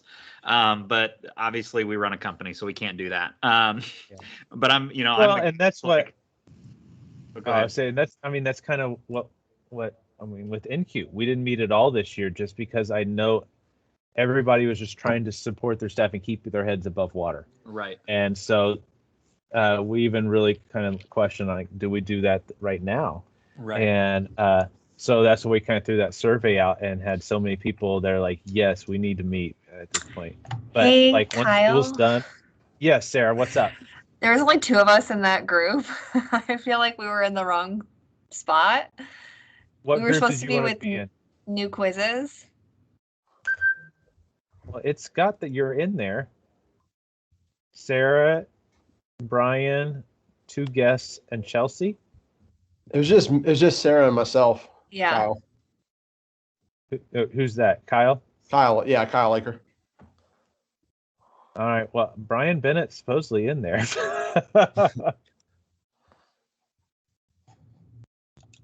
Well, you want to hang out here and talk with us about new quizzes? God, please don't.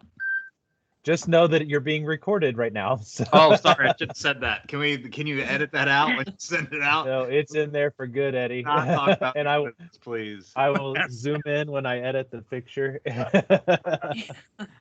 I mean, I could talk about new quizzes too. What do we want to talk about? Well, I looked at the agenda and it looks like there are other people that have already expressed their concerns, right? Like there's already people have concerns on new quizzes? No. I know. I had an email this morning from a teacher that was like, okay, so when is classic quizzes going away? Because, and then they just like aired their grievances to me. And I'm like, relax, it's fine. I was actually a part of the first group of new quizzes. I accidentally left the whole session and I came back and this is where I am. So I shared the link for Migrate Classic Quiz to New Quiz, Question Bank to Item Bank. Because that was one thing that some teachers were just like, I have question banks. And so I kind of Googled and I found a how to. So I did a step-by-step with pictures and I put that link in there for you guys if you want to share it. Yeah. Great. So that is a common question we get here too. Well, and there's different ways to do it too. We talked about a lot of the glitches and just making sure that teachers are aware of the glitches prior to using it. That's a big thing because I have teachers. I mean, we laid it all out in our tech course that hey, there are things that it's still in production, but I still have teachers call me and they're like, well, this is happening and then this happened. I'm like, well, yeah, that may happen because it's still glitchy, but the features that are in new quizzes, we wanted to make those available for teachers to use. So that's kind of why we went ahead and did that. One thing that we found out recently, and I think it's since the latest update, that a lot of our teachers, based on the textbook that they have, use ExamView or have created some assessments in ExamView. ExamView will not cannot be imported into new quizzes. It can only be imported into classic quizzes, which has a lot of our teachers concerned with the question of, so when is classic quizzes going away? Because I have created all these assessments. Can you then migrate it to new quizzes? That's what I'm not sure. So, because that was I said, we may have to just make sure that we import them all prior to old quizzes or classic quizzes going away, and then migrate them and fix them a little bit here and there. Yeah. But I think that's something we definitely teachers need to be aware of if that's a resource that they've been using as ExamView. Yeah. And I think we're using it. Sorry, Kyle. Go ahead, Kyle. No, Crystal, I know that we did that same method that you're using to import, but I remember like 2 years ago or however long ago that Canvas quizzes came out, they said that they were going to be working on that migrate button. Should we just assume that that's never going to happen? Well, there is a migrate for there is. Yeah, no, I know that. I meant for the question banks. Oh, yeah, there's not for the question bank. That's why, like, if you look at that doc I shared or whatever, it kind of goes through. I mean, it's a lot of steps. but it works. So some teachers are like, I don't care how many steps it is, I'll follow every step, and so I don't lose my content. Yeah. And that's what, I think maybe it was when we were talking to Jeremy and maybe even Adam way back, they showed us that method, and I have that method in my back pocket, but some of my biology teachers have just such massive question banks. And I mean, at some point I'm just gonna have to bite the bullet and do it, but I didn't know if that was just off the radar completely now to migrate question banks over to the new one or not. But that would be ideal if they could do that. Because that's the big thing is that, if they lose one, that all.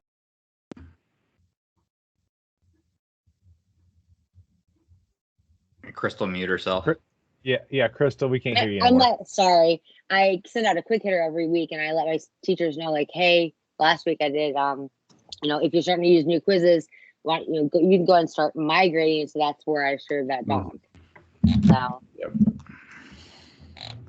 So I really think we only have buy-in in the elementary. We have, because the hot spots, the categories, all that's really, really great for elementary. I know one person in secondary that's using new quizzes, Spanish course, and of course it didn't work with Lockdown Browser until just recently. So they were all using Lockdown Browser, but they've quit asking me when it's going to go away, because right now they're just using Classic and they don't care. So whenever I have to break that news to them, it'll probably be a bad day. I would definitely give them that time though to move over their content. That's one thing that makes me nervous is when it does happen, if teachers haven't done that. Yeah. I think we still have plenty of time. Our CSM has told us, they said until they get it to a place where it's compatible with Classic quizzes, they're not going to even beyond that. It's probably going to be a year beyond that. And so I think and with the pandemic, I think that we're safe for at least another year and a half. Yeah. So this is being recorded, right, Kyle? It is. As an Instructure employee in this channel, I feel like I might have to respond to a few things. One, I know that our engineering team, I know that our my product marketing team, our product teams, like they're also feeling the heat of new quizzes, and Classic quizzes and how those meld. I think there was actually a session recently, maybe last year's InstructureCon, where they were doing a session on new quizzes. They were sharing the roadmap, kind of talking about the deprecation dates and when things would kind of move over, when you're kind of your dead set date on when you need to talk to your educators about moving over.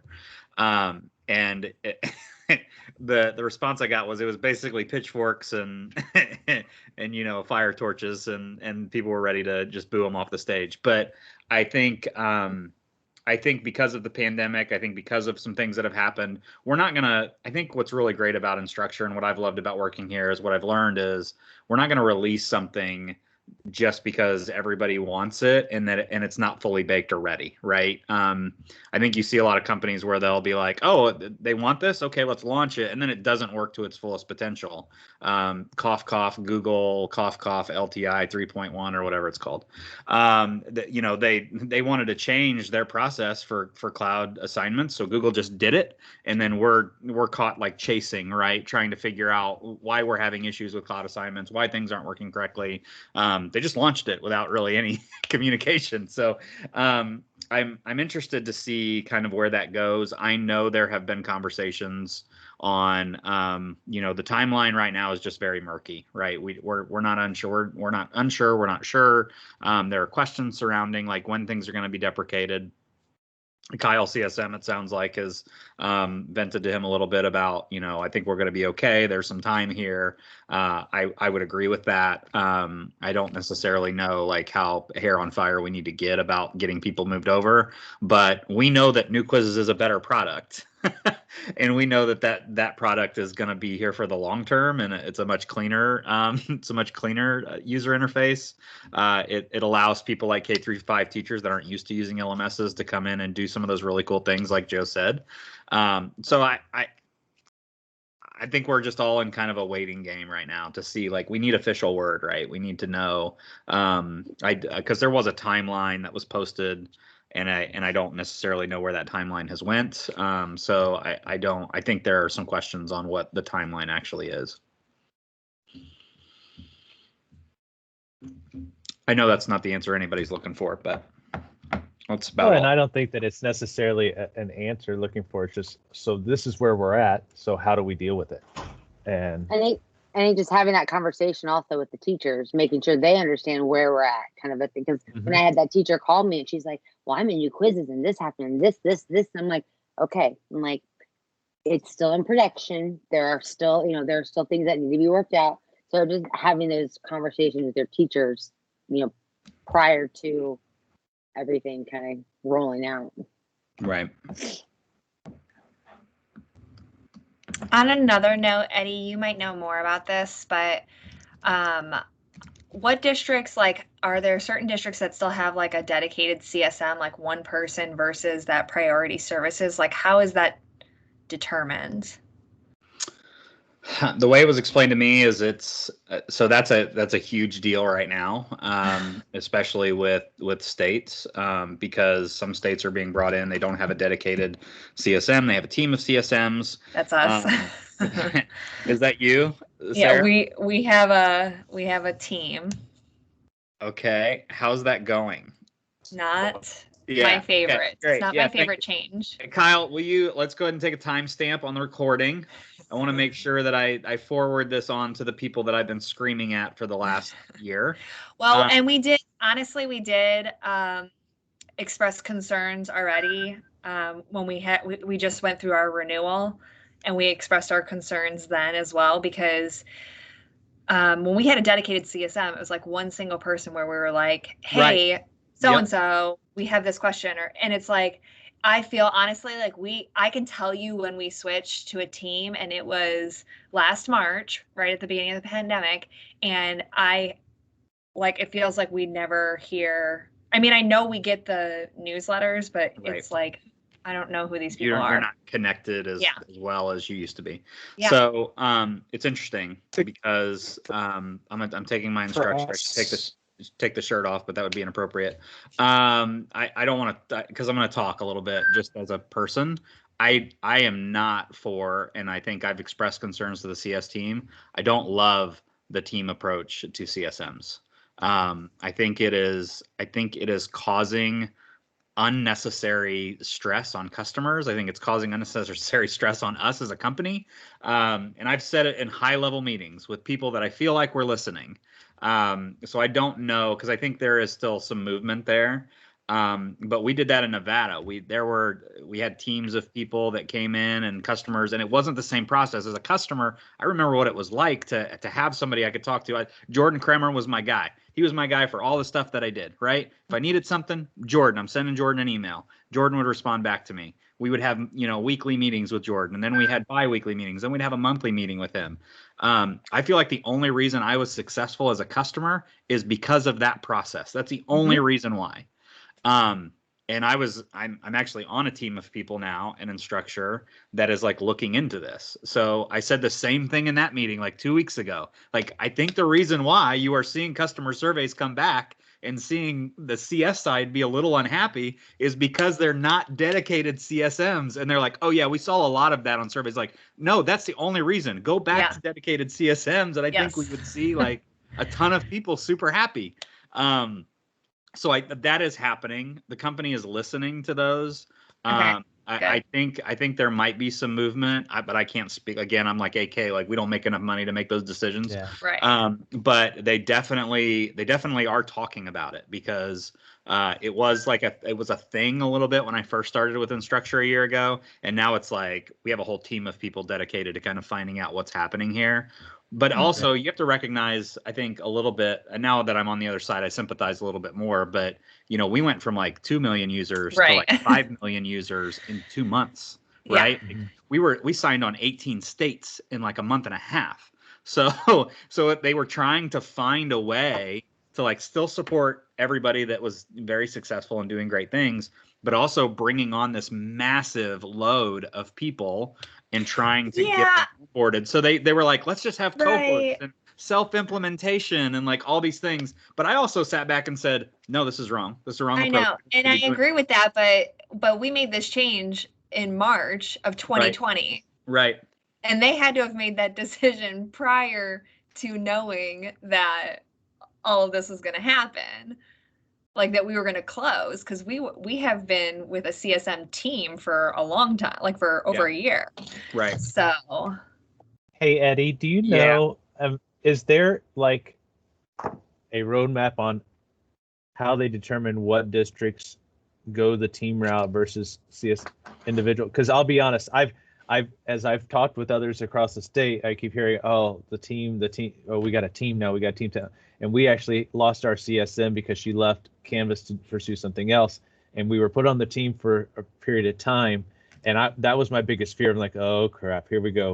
I'm gonna be experiencing what everybody else has been experiencing. But we got a new replacement. And so I've been very quiet about talking about my personal CSM. What did you do? I want one. Because of the fear that they're going to pull her. Because for the exact same reasons you said, Eddie, it's nice to know that every month on the third Tuesday we have a scheduled time on my calendar where we just sit together. She shares things that a lot of it's in the newsletters and stuff, but then she knows what Zionsville goals are. She knows what integrations, she knows we're Microsoft district. She knows that we work heavily with OneNote and use that LTI tool and stuff like that. Whereas the team, while we were on the team, it was more of an extended help desk. Right. Which the CSM isn't a help desk. Right. And we don't want to use them as a help desk. No.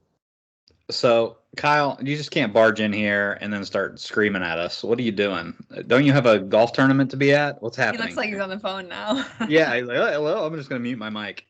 So, yeah, Kyle, I'm like feverishly taking notes because I think I can get you probably a document that outlines what gets you a dedicated CSM. And honestly, like again, I think it's money. I don't know if that's true, but I think it's the size of the account, whether that's users, whether that's money. I don't know. I didn't know if it was a level of what you pay, what we're paying per student that was causing that. I don't think so. I'll double check though, and I'll get back with you. Yeah, I would really like to know. And Eddie, honestly, if you need people to talk about this, like reach out because I would be more than happy. Yeah, we're getting ready to do like some customer interview stuff. Yeah. So I've already put you on my list. If that's okay, because they need to hear it from people because they heard it from me, and then it's like I don't want to be the guy that's constantly like sitting on these panels to say like, when I was a customer, this is what it felt like, and they were like, well, you were and I'm like, no, we bought Canvas 3 months before I decided to, not 3 months, but like 6 months before I decided to come work for you. I know exactly what it was like to buy, use, pilot, and then like I'm the best use case you have to ask somebody like, how did that go? It went fantastic. We had a dedicated CSM, right? And now that we have teams of CSMs, things are very sticky, and I want to make sure that gets addressed. But it might be better to hear from customers and not. You know, Eddie's complaining again about our CSM process. Yeah, and I mean, we have filled out the surveys. The surveys that come in, we fill those out because I know that stuff gets read because I fill out or I send out surveys too. So we're not just talking behind the scenes saying, hey, we don't like this. You know, we are trying to voice our opinions and stuff. So anything that we can do. And Melissa Lobel is always all ears open as well. Yep. She's the head of our experience, right? And so she wants to know that feedback. And just to let you all know, we had to scale quick. Yep. Yeah, cool. Sarah, you said like, well, you had to have known that. No, I think AK and I can probably attest when everything shut down, that's when they started making that's when these conversations started to happen because we weren't quite sure. Yeah. Like as soon as the scale started to see like, oh, we're in trouble. Yeah, it was like flip a switch. That's true. It was like, yeah. okay, we need to build something. How can We we didn't even have support time. Yeah, Right. we didn't even have time. I mean, we were up to 3.2 million concurrent users by April, and then now we're at 6 something, and we just didn't have time. And you all know, it takes time to learn Canvas. I can't hire someone off the street and hey, go be a support level for my Canvas family because they're going to kill you on the phone if you don't know what they need to know.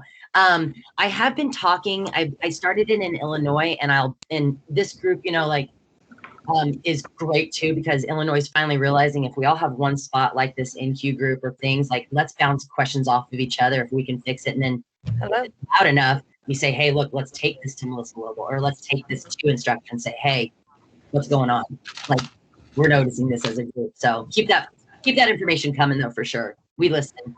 They do read all those surveys I found out for real. And I didn't realize that, but they do. So, yeah. And if you like, I know you're going to reach out to Eddie, but that's why, I'm here too. That's I like to help out when I can. So that's why I mentioned earlier, if there's ever a time that you're like, oh my gosh, what's going on? Just CC me too, or your rep. I feel like, and I hope other people felt like this year with being in this boat. It felt like, prior when we had a dedicated CSM, they were reminding me to think about these things, right? And like this year, it's like, oh my gosh, I have not thought about XYZ in 6 weeks or 8 weeks, and maybe I should have been thinking about those things. Yeah. So that's the thing and those newsletters, they come through and I read them, but they might get put off. There's nobody saying, hey, Sarah, have you done this yet? Yeah, I've had a lot of districts either like some work with community colleges or other organizations to create little widgets or dashboards on their Canvas course. So like on the homepage, that release note gets instantly pushed to you. So oh my gosh, this is coming.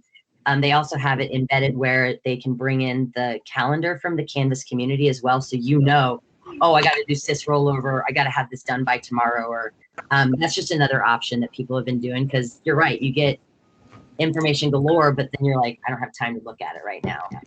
So that's another thing people have done is just start to create that one spot and those widgets are bringing them in.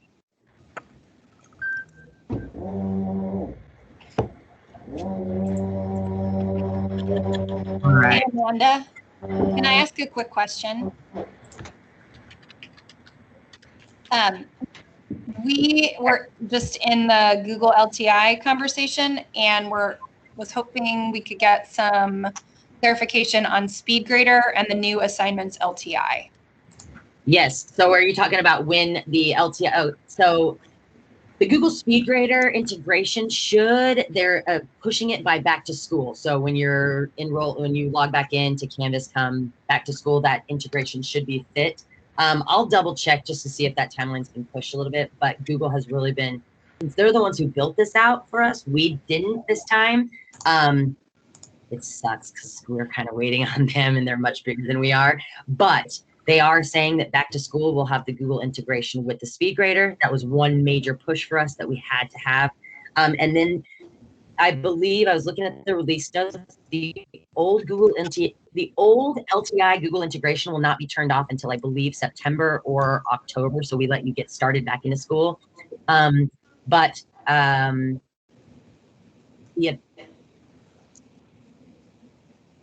I think they're going to send out multiple information right before they turn that off, but they are trying to get everyone onto this new LTI system. And so on the assignments, I know that they're fine tuning how to create the assignment for the students and then also add the rubric to it. But other than that, the SpeedGrader is the one thing that they're pushing for the most. I reached out to I knew this question was coming, so I've already reached out to my solutions engineers on the tech side, and I'm just waiting to get a response, and I'll put that on the agenda as well. Awesome, because that's one major piece of feedback we've gotten from our friends. Yes. It's not the first. Oh yeah. I know. It's cool that Google built that out, right? It's cool that they're taking the time to do it. And I mean, it's awesome, but it's also like, yeah, we still have people that need to know this across the nation before school starts.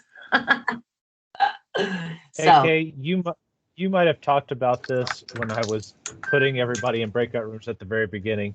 But did you share about the integration with Teams next year for the conferences? no, I haven't. So I did do some digging into Microsoft Teams. We are, of course, still going to work with all of your conferencing tools. I remember even talking to Joe Cox last year, during pandemic. There's even another one, Ring Central, that's out. Like, it's a new conferencing tool. Long story short, we're going to work with whatever you want. Kyle's happy because now we have Microsoft Teams available to you all, unlimited, no matter what. It is going to be the full suite of Microsoft Teams. What we're working on is, if you are a Google district, your teachers will also have a Microsoft account, like an email account, to set up Teams, but you'll have access to utilize that. It's not going to be a big blue button where we're going to limit it at 10. It's not going to be, hey, you're overusing, you're underusing. Microsoft basically said, we want to give this to you. And so you all will have access to that. It's actually on right now, and you can start utilizing it. You can even test it out in your beta instance if you'd like. But Microsoft Teams will be available at no cost, full function, no limit as well. So. Will it be more than just simply a link that you put in for students? I mean, so I don't know what the actual integration is. I've got the breakdown of what the Microsoft integration looks like. I've got a bunch of resources, so I'll add that to the agenda as well. But when you go in and create like a conference, it's going to be like on the calendar, and you just create conference. It's going to give you that option to put Microsoft Teams. There will be a link in the announcements if you want to, for your students to say, hey, morning agenda, like we got to meet. They'll click on the link and it'll as an external tool like it is right now. Yeah, I mean, it'll keep them in Canvas, but it'll just be completely embedded, like Big Blue Button was. Remember how Big Blue Button, you just go to conferences, you click Big Blue Button. That's a better integration than the current one right now is an external tool, just puts a link in and it's fluffy. Yep. Yeah. So we're working and that's the one thing. I think that came up last year at InstructionCon when that finally got released and announced, and so they're just fine tuning it. But we just realized Big Blue Button was great. We loved partnering with them. We just blew their servers out of the water this year, and we needed something more reliable, and that's why we chose Microsoft Teams. So I'll jot all my information down on that agenda as well, so you all have that, and you can take a look at it. And then also I'll do okay. Also, our immersive reader will be integrated across the platform too, correct? So we are working with Microsoft right now for the immersive reader to be at no charge. We're really pushing for that. They're I haven't heard anything as of yet. I'll reach out to the partnership team, but I know that immersive reader is right now good to go. You still have full access to that. It is on a content page right now. I do know they're working to try to get it into like the quizzes or other resources, but right now they're on content pages, and that is something that we're working on them to just eat the cost, because it's just something everyone needs these days. So yeah. Well, they're embedding it in everything else, so why not here as well? Exactly. Yeah. So for our third breakout room, I've got a few people left. Rita Schultz, do you know where you want to go for the third one? I have another meeting I have to go to, so I'm not going to be able to join. Thank you very much. Vigo County, Janet? How about PD for staff? PD for staff? Awesome. Okay, so before we go, Joe Cox, you're the only one in the campus for primary. So that's going to be a very quiet meeting in your breakout room. Would you like to be reassigned to another one? Or is there someone that'd like to join her? I can join her. I've been sharing buku of information for primary, so. Okay. Is that okay, Joe? That's fine. If I actually move. I was like, if she leaves that room just because I'm joining, Joe. And then Eddie Small, you staying here? Would you like to go join Canvas for primary? Did Eddie leave? Just put him in there just Bueller? in case. He got a call, so. Okay, I'm moving him too. All right, so this is our last group, and then we'll come back and just kind of round things up. I hope the conversations have been going great. Just as a reminder, put everything in the agenda. I'm just super excited that we've had such a great turnout today, and just the conversations I've had have been really good. So have fun in your last breakout room, and I'll see you in about, well, here shortly.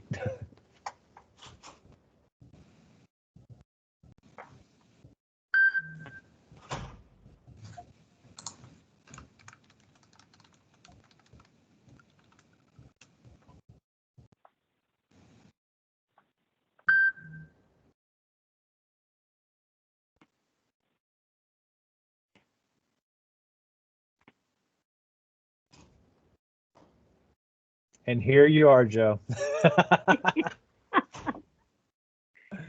What in Your the account world? does not like to go. So do you have like the way to go to breakout rooms at all? Like, does it say breakout rooms at the top, or are you in the app? I'm in the app, yes, on a MacBook. No, I do not see anything about breakout rooms. All right. Let me see if I can send a message. Okay, I'm gonna go to the Canvas for primary and tell them just to come back to our group. Or actually, you know what? I can close that room and make them come back. Okay.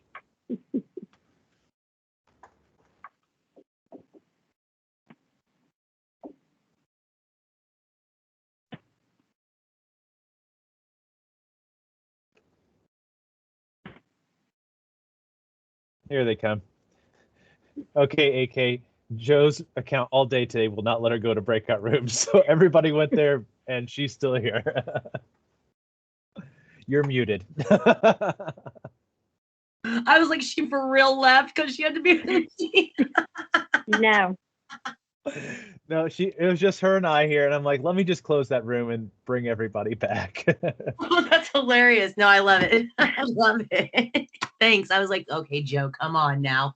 No, I closed out once and came back in and finally got into a breakout room one time, but then not since. So it's a learning curve, right? Like we were mentioning, Kyle's that Yeah. Microsoft guru, so we just got to get used to this. yeah.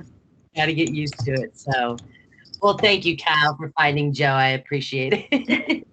Yeah. Yeah. All right, I'm off dear. all day. How are you? How have things been? Crazy? I'm sorry. Good. Crazy though, getting Yeah. ready for going back to normalcy, I guess, to a certain extent. Well, I mean, like we've been in school all year, so I feel pretty fortunate. K-5 hasn't missed a day. 6-12 have done a little bit of hybrid and virtual, but primarily we've been here. So That's I awesome. think other than dealing with quarantine students, we've done pretty well. Yeah. Sarah, Yeah, what me group too. were you? Did it send you to? I'm back. It sent me to Google. Sound jacked. Okay, let me move you from that one then to which one did you want? Post-pandemic? The post-pandemic one, yeah. Can you move me there also? This is Jenny. I've been in the Google LTI. This would be the third time, so I need you too, please. Jenny, Who you is don't want that? to learn about Jenny? Google anymore? Yeah, Jenny. All right, let me see. Thank you. Yeah, Kyle wants to go to the Google. Shauna wants to go to the Google. And Sarah wants to be put in post-pandemic, please. I was hoping for, Shauna was hoping for quizzes. Oh, sorry, quizzes. Shauna wants quizzes, sorry. Okay, so I'm having trouble finding everybody. Love to see what normal looks like. Is normal even anything these days?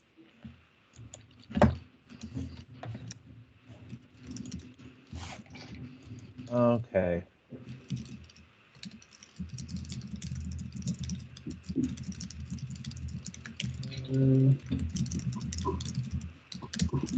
I will tell this group though, one thing I have noticed during pandemic is counselors have started to utilize Canvas more.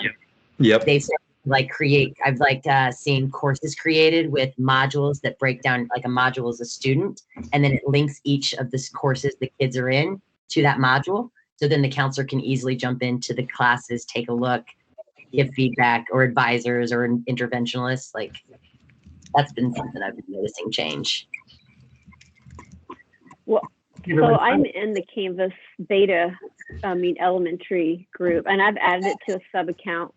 The one thing I wasn't expecting is that it changed my whole dashboard to the Canvas elementary theme, which is fine. I mean, I show my Canvas courses a lot, so maybe people will ask why mine looks different. But I thought it would only change like the homeroom course that I had set aside in the sub account.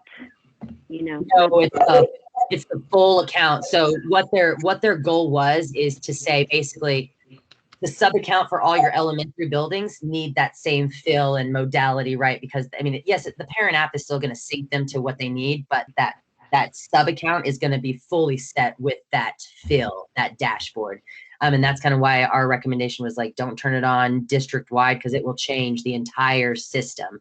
Yeah. Secondary sub accounts, that's kind of why we're just saying like, or another, and here's another thing. People have also started thinking about creating a sub account for special needs or specials, because a lot of times that it's a simple fill and a simple look. And so they've started to say, hey, let's change that a little bit. But sub accounts are the best. It's going to change the entire system to that K5 dashboard. And then, it's just, has that messed up anything for you all, or is that okay? Well, only 2 of us are in the sub account with courses, and it's another, well, she just was hired as a coach in the district too. She was a 4th grade teacher, so that's fine. I just haven't decided this year if I really want to make the change for fall or for August. I don't know if this is the year to roll it out, or if it's a year to learn about it. We do online modules come and go all year long. So I could create several different informative modules about the elementary theme and let them know that it's coming, as opposed to just turning it on in those 2 K2 and 3-5 buildings. I think it's great. I just don't know that this is the year to say, hey, by the way, we're changing. I mean, I guess if you want to, we could do, and we'll still do trainings on that document that I uploaded to the agenda. There is the video, the trainings, the resources for the K5 dashboard. And I'm in agreement with you. We are throwing so much on our teachers' laps this year that they need a break over summer. They don't need to think about trying to learn something new and just getting back into normalcy, if you will. But I would recommend putting them in the sub account almost as in a PD course, like enrolling your teachers that are going to be like the go-getters and having them have access and playing with it, but still teaching in their own, Canvas course. And then in the spring, having them tell stories. Hey, this is what we found that we loved about this, and this is what we want to implement in our district, and then move it forward from there. But that's where I'm confused though. I don't know how to just have them be in the course. I mean, it won't it go ahead and change their dashboard if they're in, or does they have to be a teacher of a course? So Eddie, correct me if I'm wrong, but in my Canvas system, my AKT at Instructure.com, I have a sub account that I created as just elementary, right? I'm also teaching at a secondary, right? I'm a secondary teacher. I'm also a whatever in my system. So when I log in to Canvas and I go to my secondary, like my dashboard looks like the normal Canvas dashboard. When I jump into the course that's enrolled in my secondary course, it changes it to the secondary sub account, because I'm actually jumping out of my high school account and I'm jumping in. If that makes sense. I know that's hard to explain. It's going to change the dashboard if that's the only account they're in. But if you have teachers that are enrolled under the overall account, they're going to still see the normal dashboard. their dashboard and everything will change if they're only attached to that individual sub account. And then from there. So is it because I'm the teacher in the homeroom course that I created in the sub account that all mine changed? Yes. Yep. Yeah, that's the way Okay. it's been explained to me and the way I've seen it. So yeah, I think Okay. AK's pretty on point there, like she always is. Yeah, it's hard to explain sometimes. Like I feel like I'm words, but not always. And Words are hard. I contacted priority services to say, hey, I didn't know this would happen, you know, where my whole dashboard was going to change. But their response was, if you're a teacher in that homeroom course, it will change your whole dashboard. So, but there was no other way for me to try it. I mean, I kind of like how my dashboard, it's different than everybody else's. It's kind of cool. Right. Simple though, right? I like it. I like the way they've totally simplified it. And I know the team that's working on it, you know, they're of course still building things. They're fine tuning things. And so, we need feedback too though, right? It's like, hey, I really like this, but why does it change everything? If I'm the main admin, why does my dashboard now look different? Maybe that's a question we should raise to them, because it's like, hey, I want to be able to see the elementary dashboard, but I don't need that as my primary. Yeah. Right. You know? Yeah, I mean, I would prefer that. I'd prefer to be able to show it in my sub account, but not change my everyday. It's fine. I mean, I can deal with it either way. But that's kind of what I thought was going to happen. You know, and I've added one other teacher to that course. And so she's also, you know, her whole dashboard changed too. But okay. Yeah. Interesting. I didn't think it would. Okay, so now here's the other, and I don't know how I have this set up. Remember, I have a tech people that help me. But you know, in Chrome, how you can have like the different users, like the people. I have an elementary teacher Chrome like browser, right? So I've got my secondary teacher. When I jump into my elementary teacher browser, my dashboard is completely different. It's the elementary teacher. Mm-hmm. When I'm on the Chrome browser that's linked to my secondary teacher account, it pulls up my normal dashboard that's like the navigation bar, all the courses, the to-do list, and normal. So maybe try that for now to see if that helps change, because I've got it separated out because I don't want them to merge. Like it's basically saying, oh, you're the same Canvas user and this is your dashboard. But if you create that in Google Chrome, if you create that second user, same email address, I'm the same teacher, but it's taking me out of my normal world and dropping me in elementary. And I would share my screen. I can't to show you this, but it completely takes me out of that and puts me into the K5. You know, the side by side that we have for old quizzes versus new quizzes. You know, does it work with Respondus? Does it work with this, that, and the other? Is there a side by side comparison of the elementary theming and the theming that we're all used to? Ooh, no, but I like that. I guess my big thing is it going to change workflow or just Comic Sans? if I could share my screen, I would show you what it looks like. But it doesn't change workflow. I mean, it looks different because it's got a schedule, it's got a link to modules at the top and resources. But then when you click on modules, your list of modules looks the same. Joe, I made you a presenter. See if you can share now. Okay. Let's see if I can figure out how to get there. Should be like a rectangle with an up arrow. Oh, yep. And then choose whatever screen you want to share. Yay! Am I there? Yep. So if I go back to my dashboard, this is the course, but let me go back to my dashboard. I'm just admiring all the tabs you have. Please don't. That's everything I've opened in this meeting, plus everything I already had opened. Sorry. That's how the one tab extension there, I see. So she's going to be fine at the end. She's going to hit one tab and clap them all down and save I them. do have one tab. I do have one tab. Sorry, I didn't mean to open a course. But back at my dashboard, this is what's different up here at the top. So, and obviously I have tons of courses, but that I only have one course with the sample elementary theme and the sub account. But this is kind of cool because students click on that resources and it gives them a list. I don't know if that's customizable. You know that? Oh, sorry. Say that one more time. I think all of this is customizable. Yes, I don't know how to customize what falls in here. These are things obviously that I have added.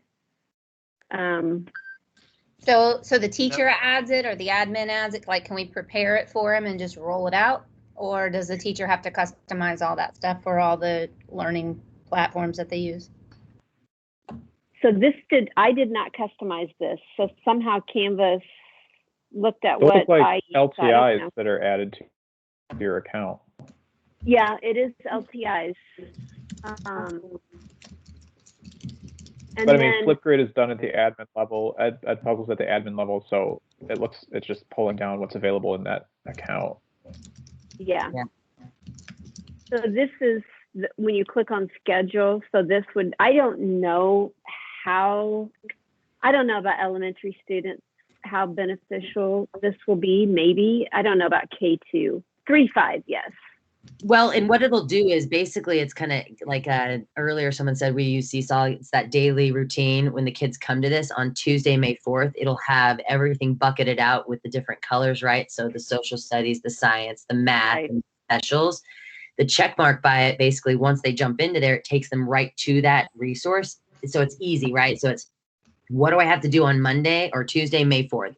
It has everything bucketed out the teacher wants submitted. They can go from there, or they can go into their homeroom and still have access to that. But a lot of learners that come from Seesaw, reason why we kind of built it this way is parents and students, they go to Seesaw, they can see Monday, I've got to do all these things. They know exactly what they need to do. That's why we tried to create it to where it's like, hey, look, Monday, this is what you need to do. Once you're done, you get a check mark, you get confetti, and you move on to the next thing. So, but all of this can be definitely, manipulated by the teacher or the blueprint. Yeah, and I've just added some random stuff in here from actually other teachers' banners and stuff, just to kind of see what it would look like. So they're not inside the course. They're not going to have this big navigation bar, which we close everything anyway, primarily, but modules and home, we don't open. In elementary, they shouldn't have anything else opened. And so the module page looks, it looks, similar, well, the same, really. So just that I'm the I got teacher. AK. So like we have customized things, navigation on the left for, like we have a link to our school Destiny online library checkout. We use OneNote class notebook all the time. Right. They can do them through redirects. Yeah, that'll go through resources, I think. Okay, so they would just click there, and like that's where like our CSM told us that there will be on the left column a Microsoft Teams tab that they just click in to go into the meeting. Would that then go into resources? I think so, or it. Let me double check on that. The link, like the buttons that you've already created in the navigation bar and like in a course, what that's going to look like. Because I know what you're saying. Like in that little on the nav bar, I can click Microsoft Teams and it takes me right to it. Or yeah, we use whatever. the redirect. The LTI a lot. Okay, I'll see what happens with the redirect basically, because that's really what seems like it's the sticker. And then, so under schedule, is that basically they're pulling from their calendar? So like if, like right now, all of our teachers put everything in the calendar for their daily agenda. So there would be an event called science, and then have links to all that right there. Okay, cool. Yeah, the let me see if I have my elementary student, and I'll show you this to you in this will be coming from the syllabus. This will be coming from the grade, right? The columns that all have due dates. This comes from the calendar. So this is that. That's why we created the schedule, because again, parents were like, or kids, where do I go? What do I do? How am I supposed to do this? They don't want to look at the to-do list anymore. They want to go to the schedule and say, I've got these things to do right then and there. I'm going to change my user really quick. Hold on. Let me see if I can pull this up. So it's totally, if you look at, Kyle, if you look at resources and then look at, so I clicked this, let me go back. I clicked this manage. There's what it's pulling from, what I already have in there. So if you Anything have that wasn't things in hidden. there. Yep. Awesome. No, Lockdown Browser is hidden. Did it have, But maybe it's it still didn't. showing up in resource. Well, let me see. I thought it I did. thought I saw it. Yeah, it does. Yeah, it's there.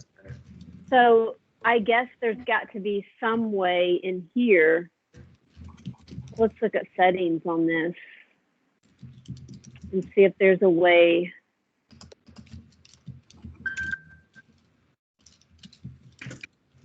I mean, you would think anything that you have turned off in navigation should not show. Yeah.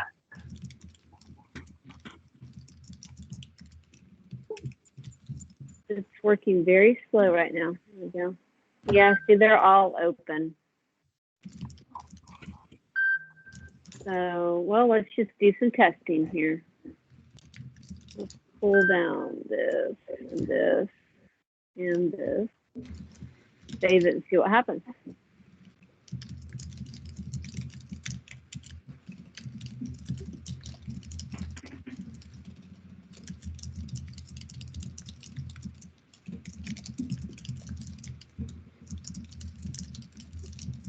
So yeah, it took out what I hid.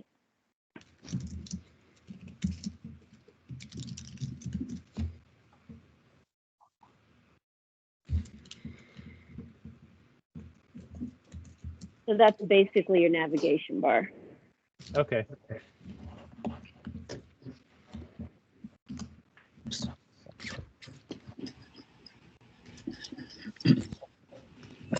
Ryan, We're getting all new devices next year, and it'd probably be just the best year to just make the switch. I'm unsure. I mean, I'm not running your district, but I would say if teachers are willing to try it and they're like, they're your go-getters and they're going to be ones to like push the envelope, like give feedback and be able to train the trainer model, then go for it. But I'd wait till like spring once it's fully out of beta, it's fully, functioning and just rocking and rolling. Brian, by the way, it said events don't by default, assignments do because they have due dates. I just created an event on the calendar and it's just like a study hall for biology. It asks you for a date. It puts a date on the event because you're putting it in the calendar, and then it actually populates on the student's to-do list as well. So I don't know if you're going into the calendar to create the events, but if you create them from the calendar, it puts it on the to-do list for the students. Well, thank you for sharing, Joe. I appreciate it. Sure. Yes. Welcome back, those those of you know. that come back to join us. We're kind of taking a look at the Canvas for Kids that she's kind of put in her instance. We are actually almost out of time. I wasn't sure if we'd take the whole morning, but it sounds like it was a good day in all the sessions. Just kind of wrapping up, if you look in the agenda, and I'm going to go ahead and share my screen just so you can see it.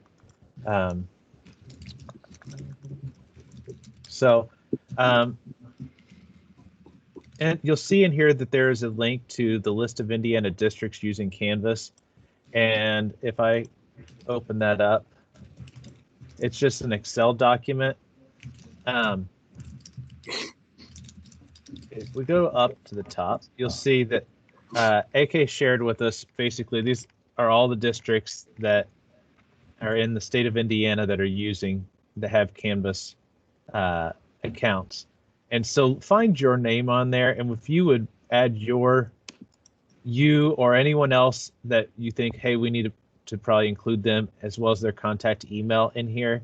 And then what SIS do you use?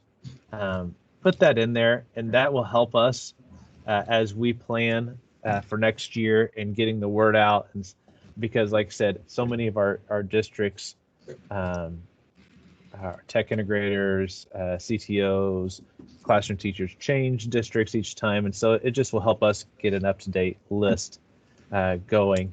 And so just kind of click that link and go in there and add that information if you would.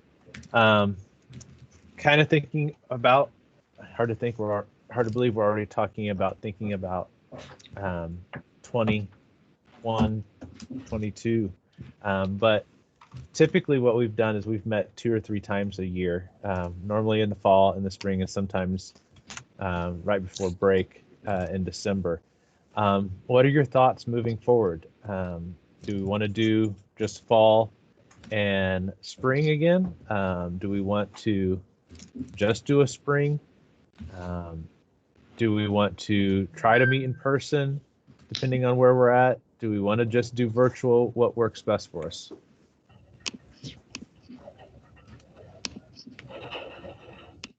Not everybody all at once. Coming from a small school where I'm the only major tech person, I love the twice a year and I love the in-person. Like today, I keep getting interrupted still, even though I'm trying to really focus. So I like in-person if it's available, and I prefer the 2 times a year just because it helps me get out and see the other people and have a bigger team. I will second that as well. Being in a very small district, I would like to 2 times a year and in person. Yeah, we are not a small district and we're a group of 4, but I would also say twice or even 3 times a year would definitely be useful. I'm open to virtual or in person, whatever works best for most people. You know, Kyle, there's some comments here in the chat about like in person's great, but some of them have to drive pretty far away and it's not always beneficial to do that. Could we maybe try to host something in person on one side of the state, and then if we do it twice a year, do something in the spring on the other side, so that if those folks can't come for that, meeting to drive, maybe find other. We talked about that in the past, finding other locations. Yeah, we've typically tried staying central just because of north and south. I definitely think that, like I said at the beginning, moving forward, we need to offer a virtual. So if for those people that are coming north of Fort Wayne that are like, there's no way I can make it down, but I want to be a part of this. I know that we've talked about having regional Canvas groups. I'm not sure how big that those would be, but anyone in the state's welcome to join this one. We could try to do 2 in-person ones, one in the fall, one in the spring, with an optional virtual one in December. Especially with weather and just how busy kind of that time of year goes. Does that sound like something that ever would work if we did fall, spring, offering it in person with a virtual option and then a virtual one mid-year? If you agree with that, would you react with a like up in the top? I like that idea of fall and spring in person and a virtual option maybe in December when the weather's dicey. I saw some people had mentioned about HEC. I am on the board, so is Diana actually, and we're planning to be in person in November. That is the goal right now. Unless something dramatic happens, it will be one of the first, I think, in-person conferences in the state for educators. So we're excited about that. But yeah, if we could definitely try to schedule something. That I may need someone else to take the lead for that, just because Diane and I will be busy with the conference itself. But if someone would be willing to say, hey, I'll take the reins on that and organize something, maybe we try to meet someplace in the evening, or come in early and get breakfast or something. I think that'd be a great idea. I know that we're planning on offering some Canvas sessions just because of the size of it across the district. So if there's something that's one of you would like to present on something, the Canvas for littles or post-pandemic thing, from I can find the proposal link, or Diana, if you could know where it's at, from that Jenna sent out. Submit a proposal, and because we're looking for presenters, not only on Canvas, for anything really. And I think we have a lot of tech integrators here that can share a lot of great resources as well as great ideas at the HEC conference, as well as ICE. I'm not sure exactly what ICE has planned this year. I don't think Kyle Klein is still in here, but I'm sure that that's something that they would always welcome as well. I haven't heard anything as far as what they're planning for this year for ICE. I am just dropping the proposal for HEC into the agenda because I can't use the chat. Sorry, guys.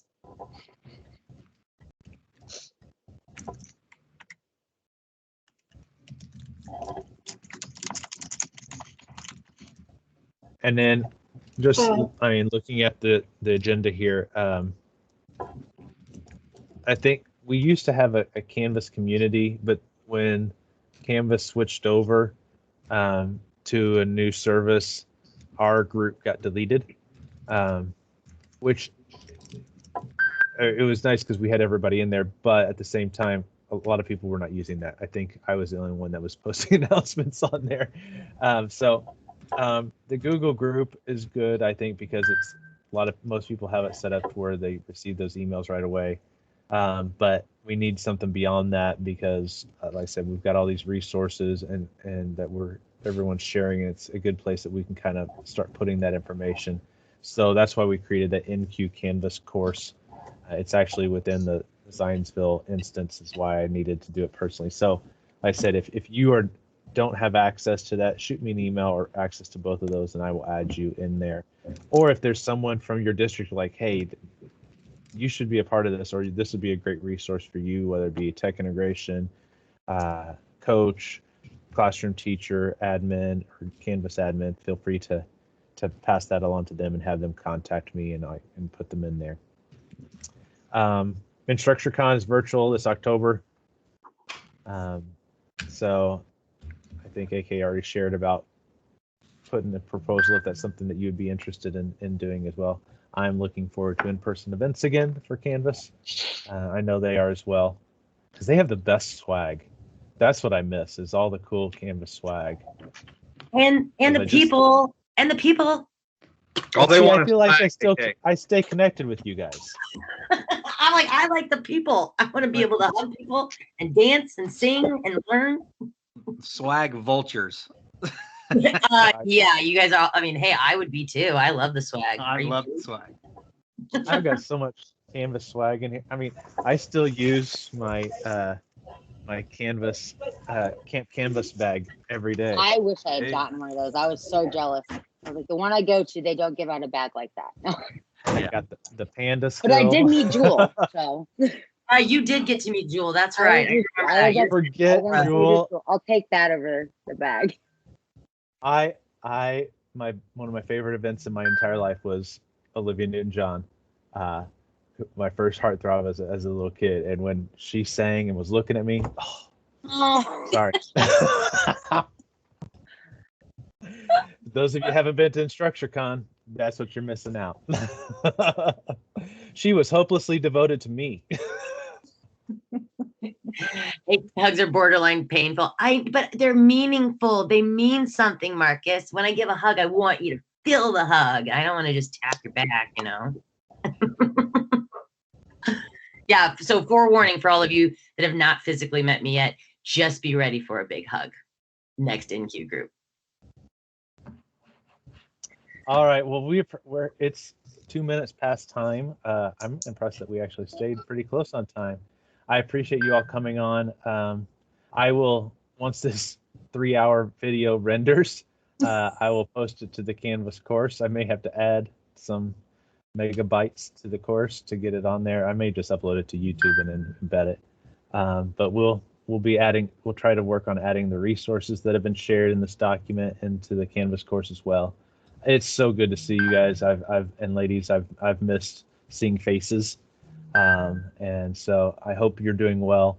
And I think we've only got 3 Mondays left here at Zionsville, and our teachers are ready to be done. And so I look forward to seeing you. We'll send out, once schools get started back up, send out another survey on finding a date for the fall to try to meet in person. Does anyone want to say we'll host? Or better yet, we'll just wait till the fall and find out what's going on. Hey, Kyle, huge shout out to you. AK probably would say the same thing, as people that are just in awe of all things Indiana now. And I get to tell the story directly to people that don't understand. Like, this was cool. Like, thank you for organizing this. I know it's a lot of work, and we definitely appreciate it on our side. And you're getting tons of love in the chat, which you already know. But thanks, everybody, Diana, Kyle, everybody that's involved in putting this process together, because it's fantastic to see everybody. Thanks a lot. It's good seeing you guys as well. Well, have a wonderful Thursday and enjoy the weekend. Although it's getting a little chilly back here in central Indiana, but we are in the month of May in Indianapolis. It doesn't get much better. So, all right. Have a great day, and I'll talk to you all later. Bye, everyone. Hi, everybody. Hey, AK, I'm heading out west next month, later this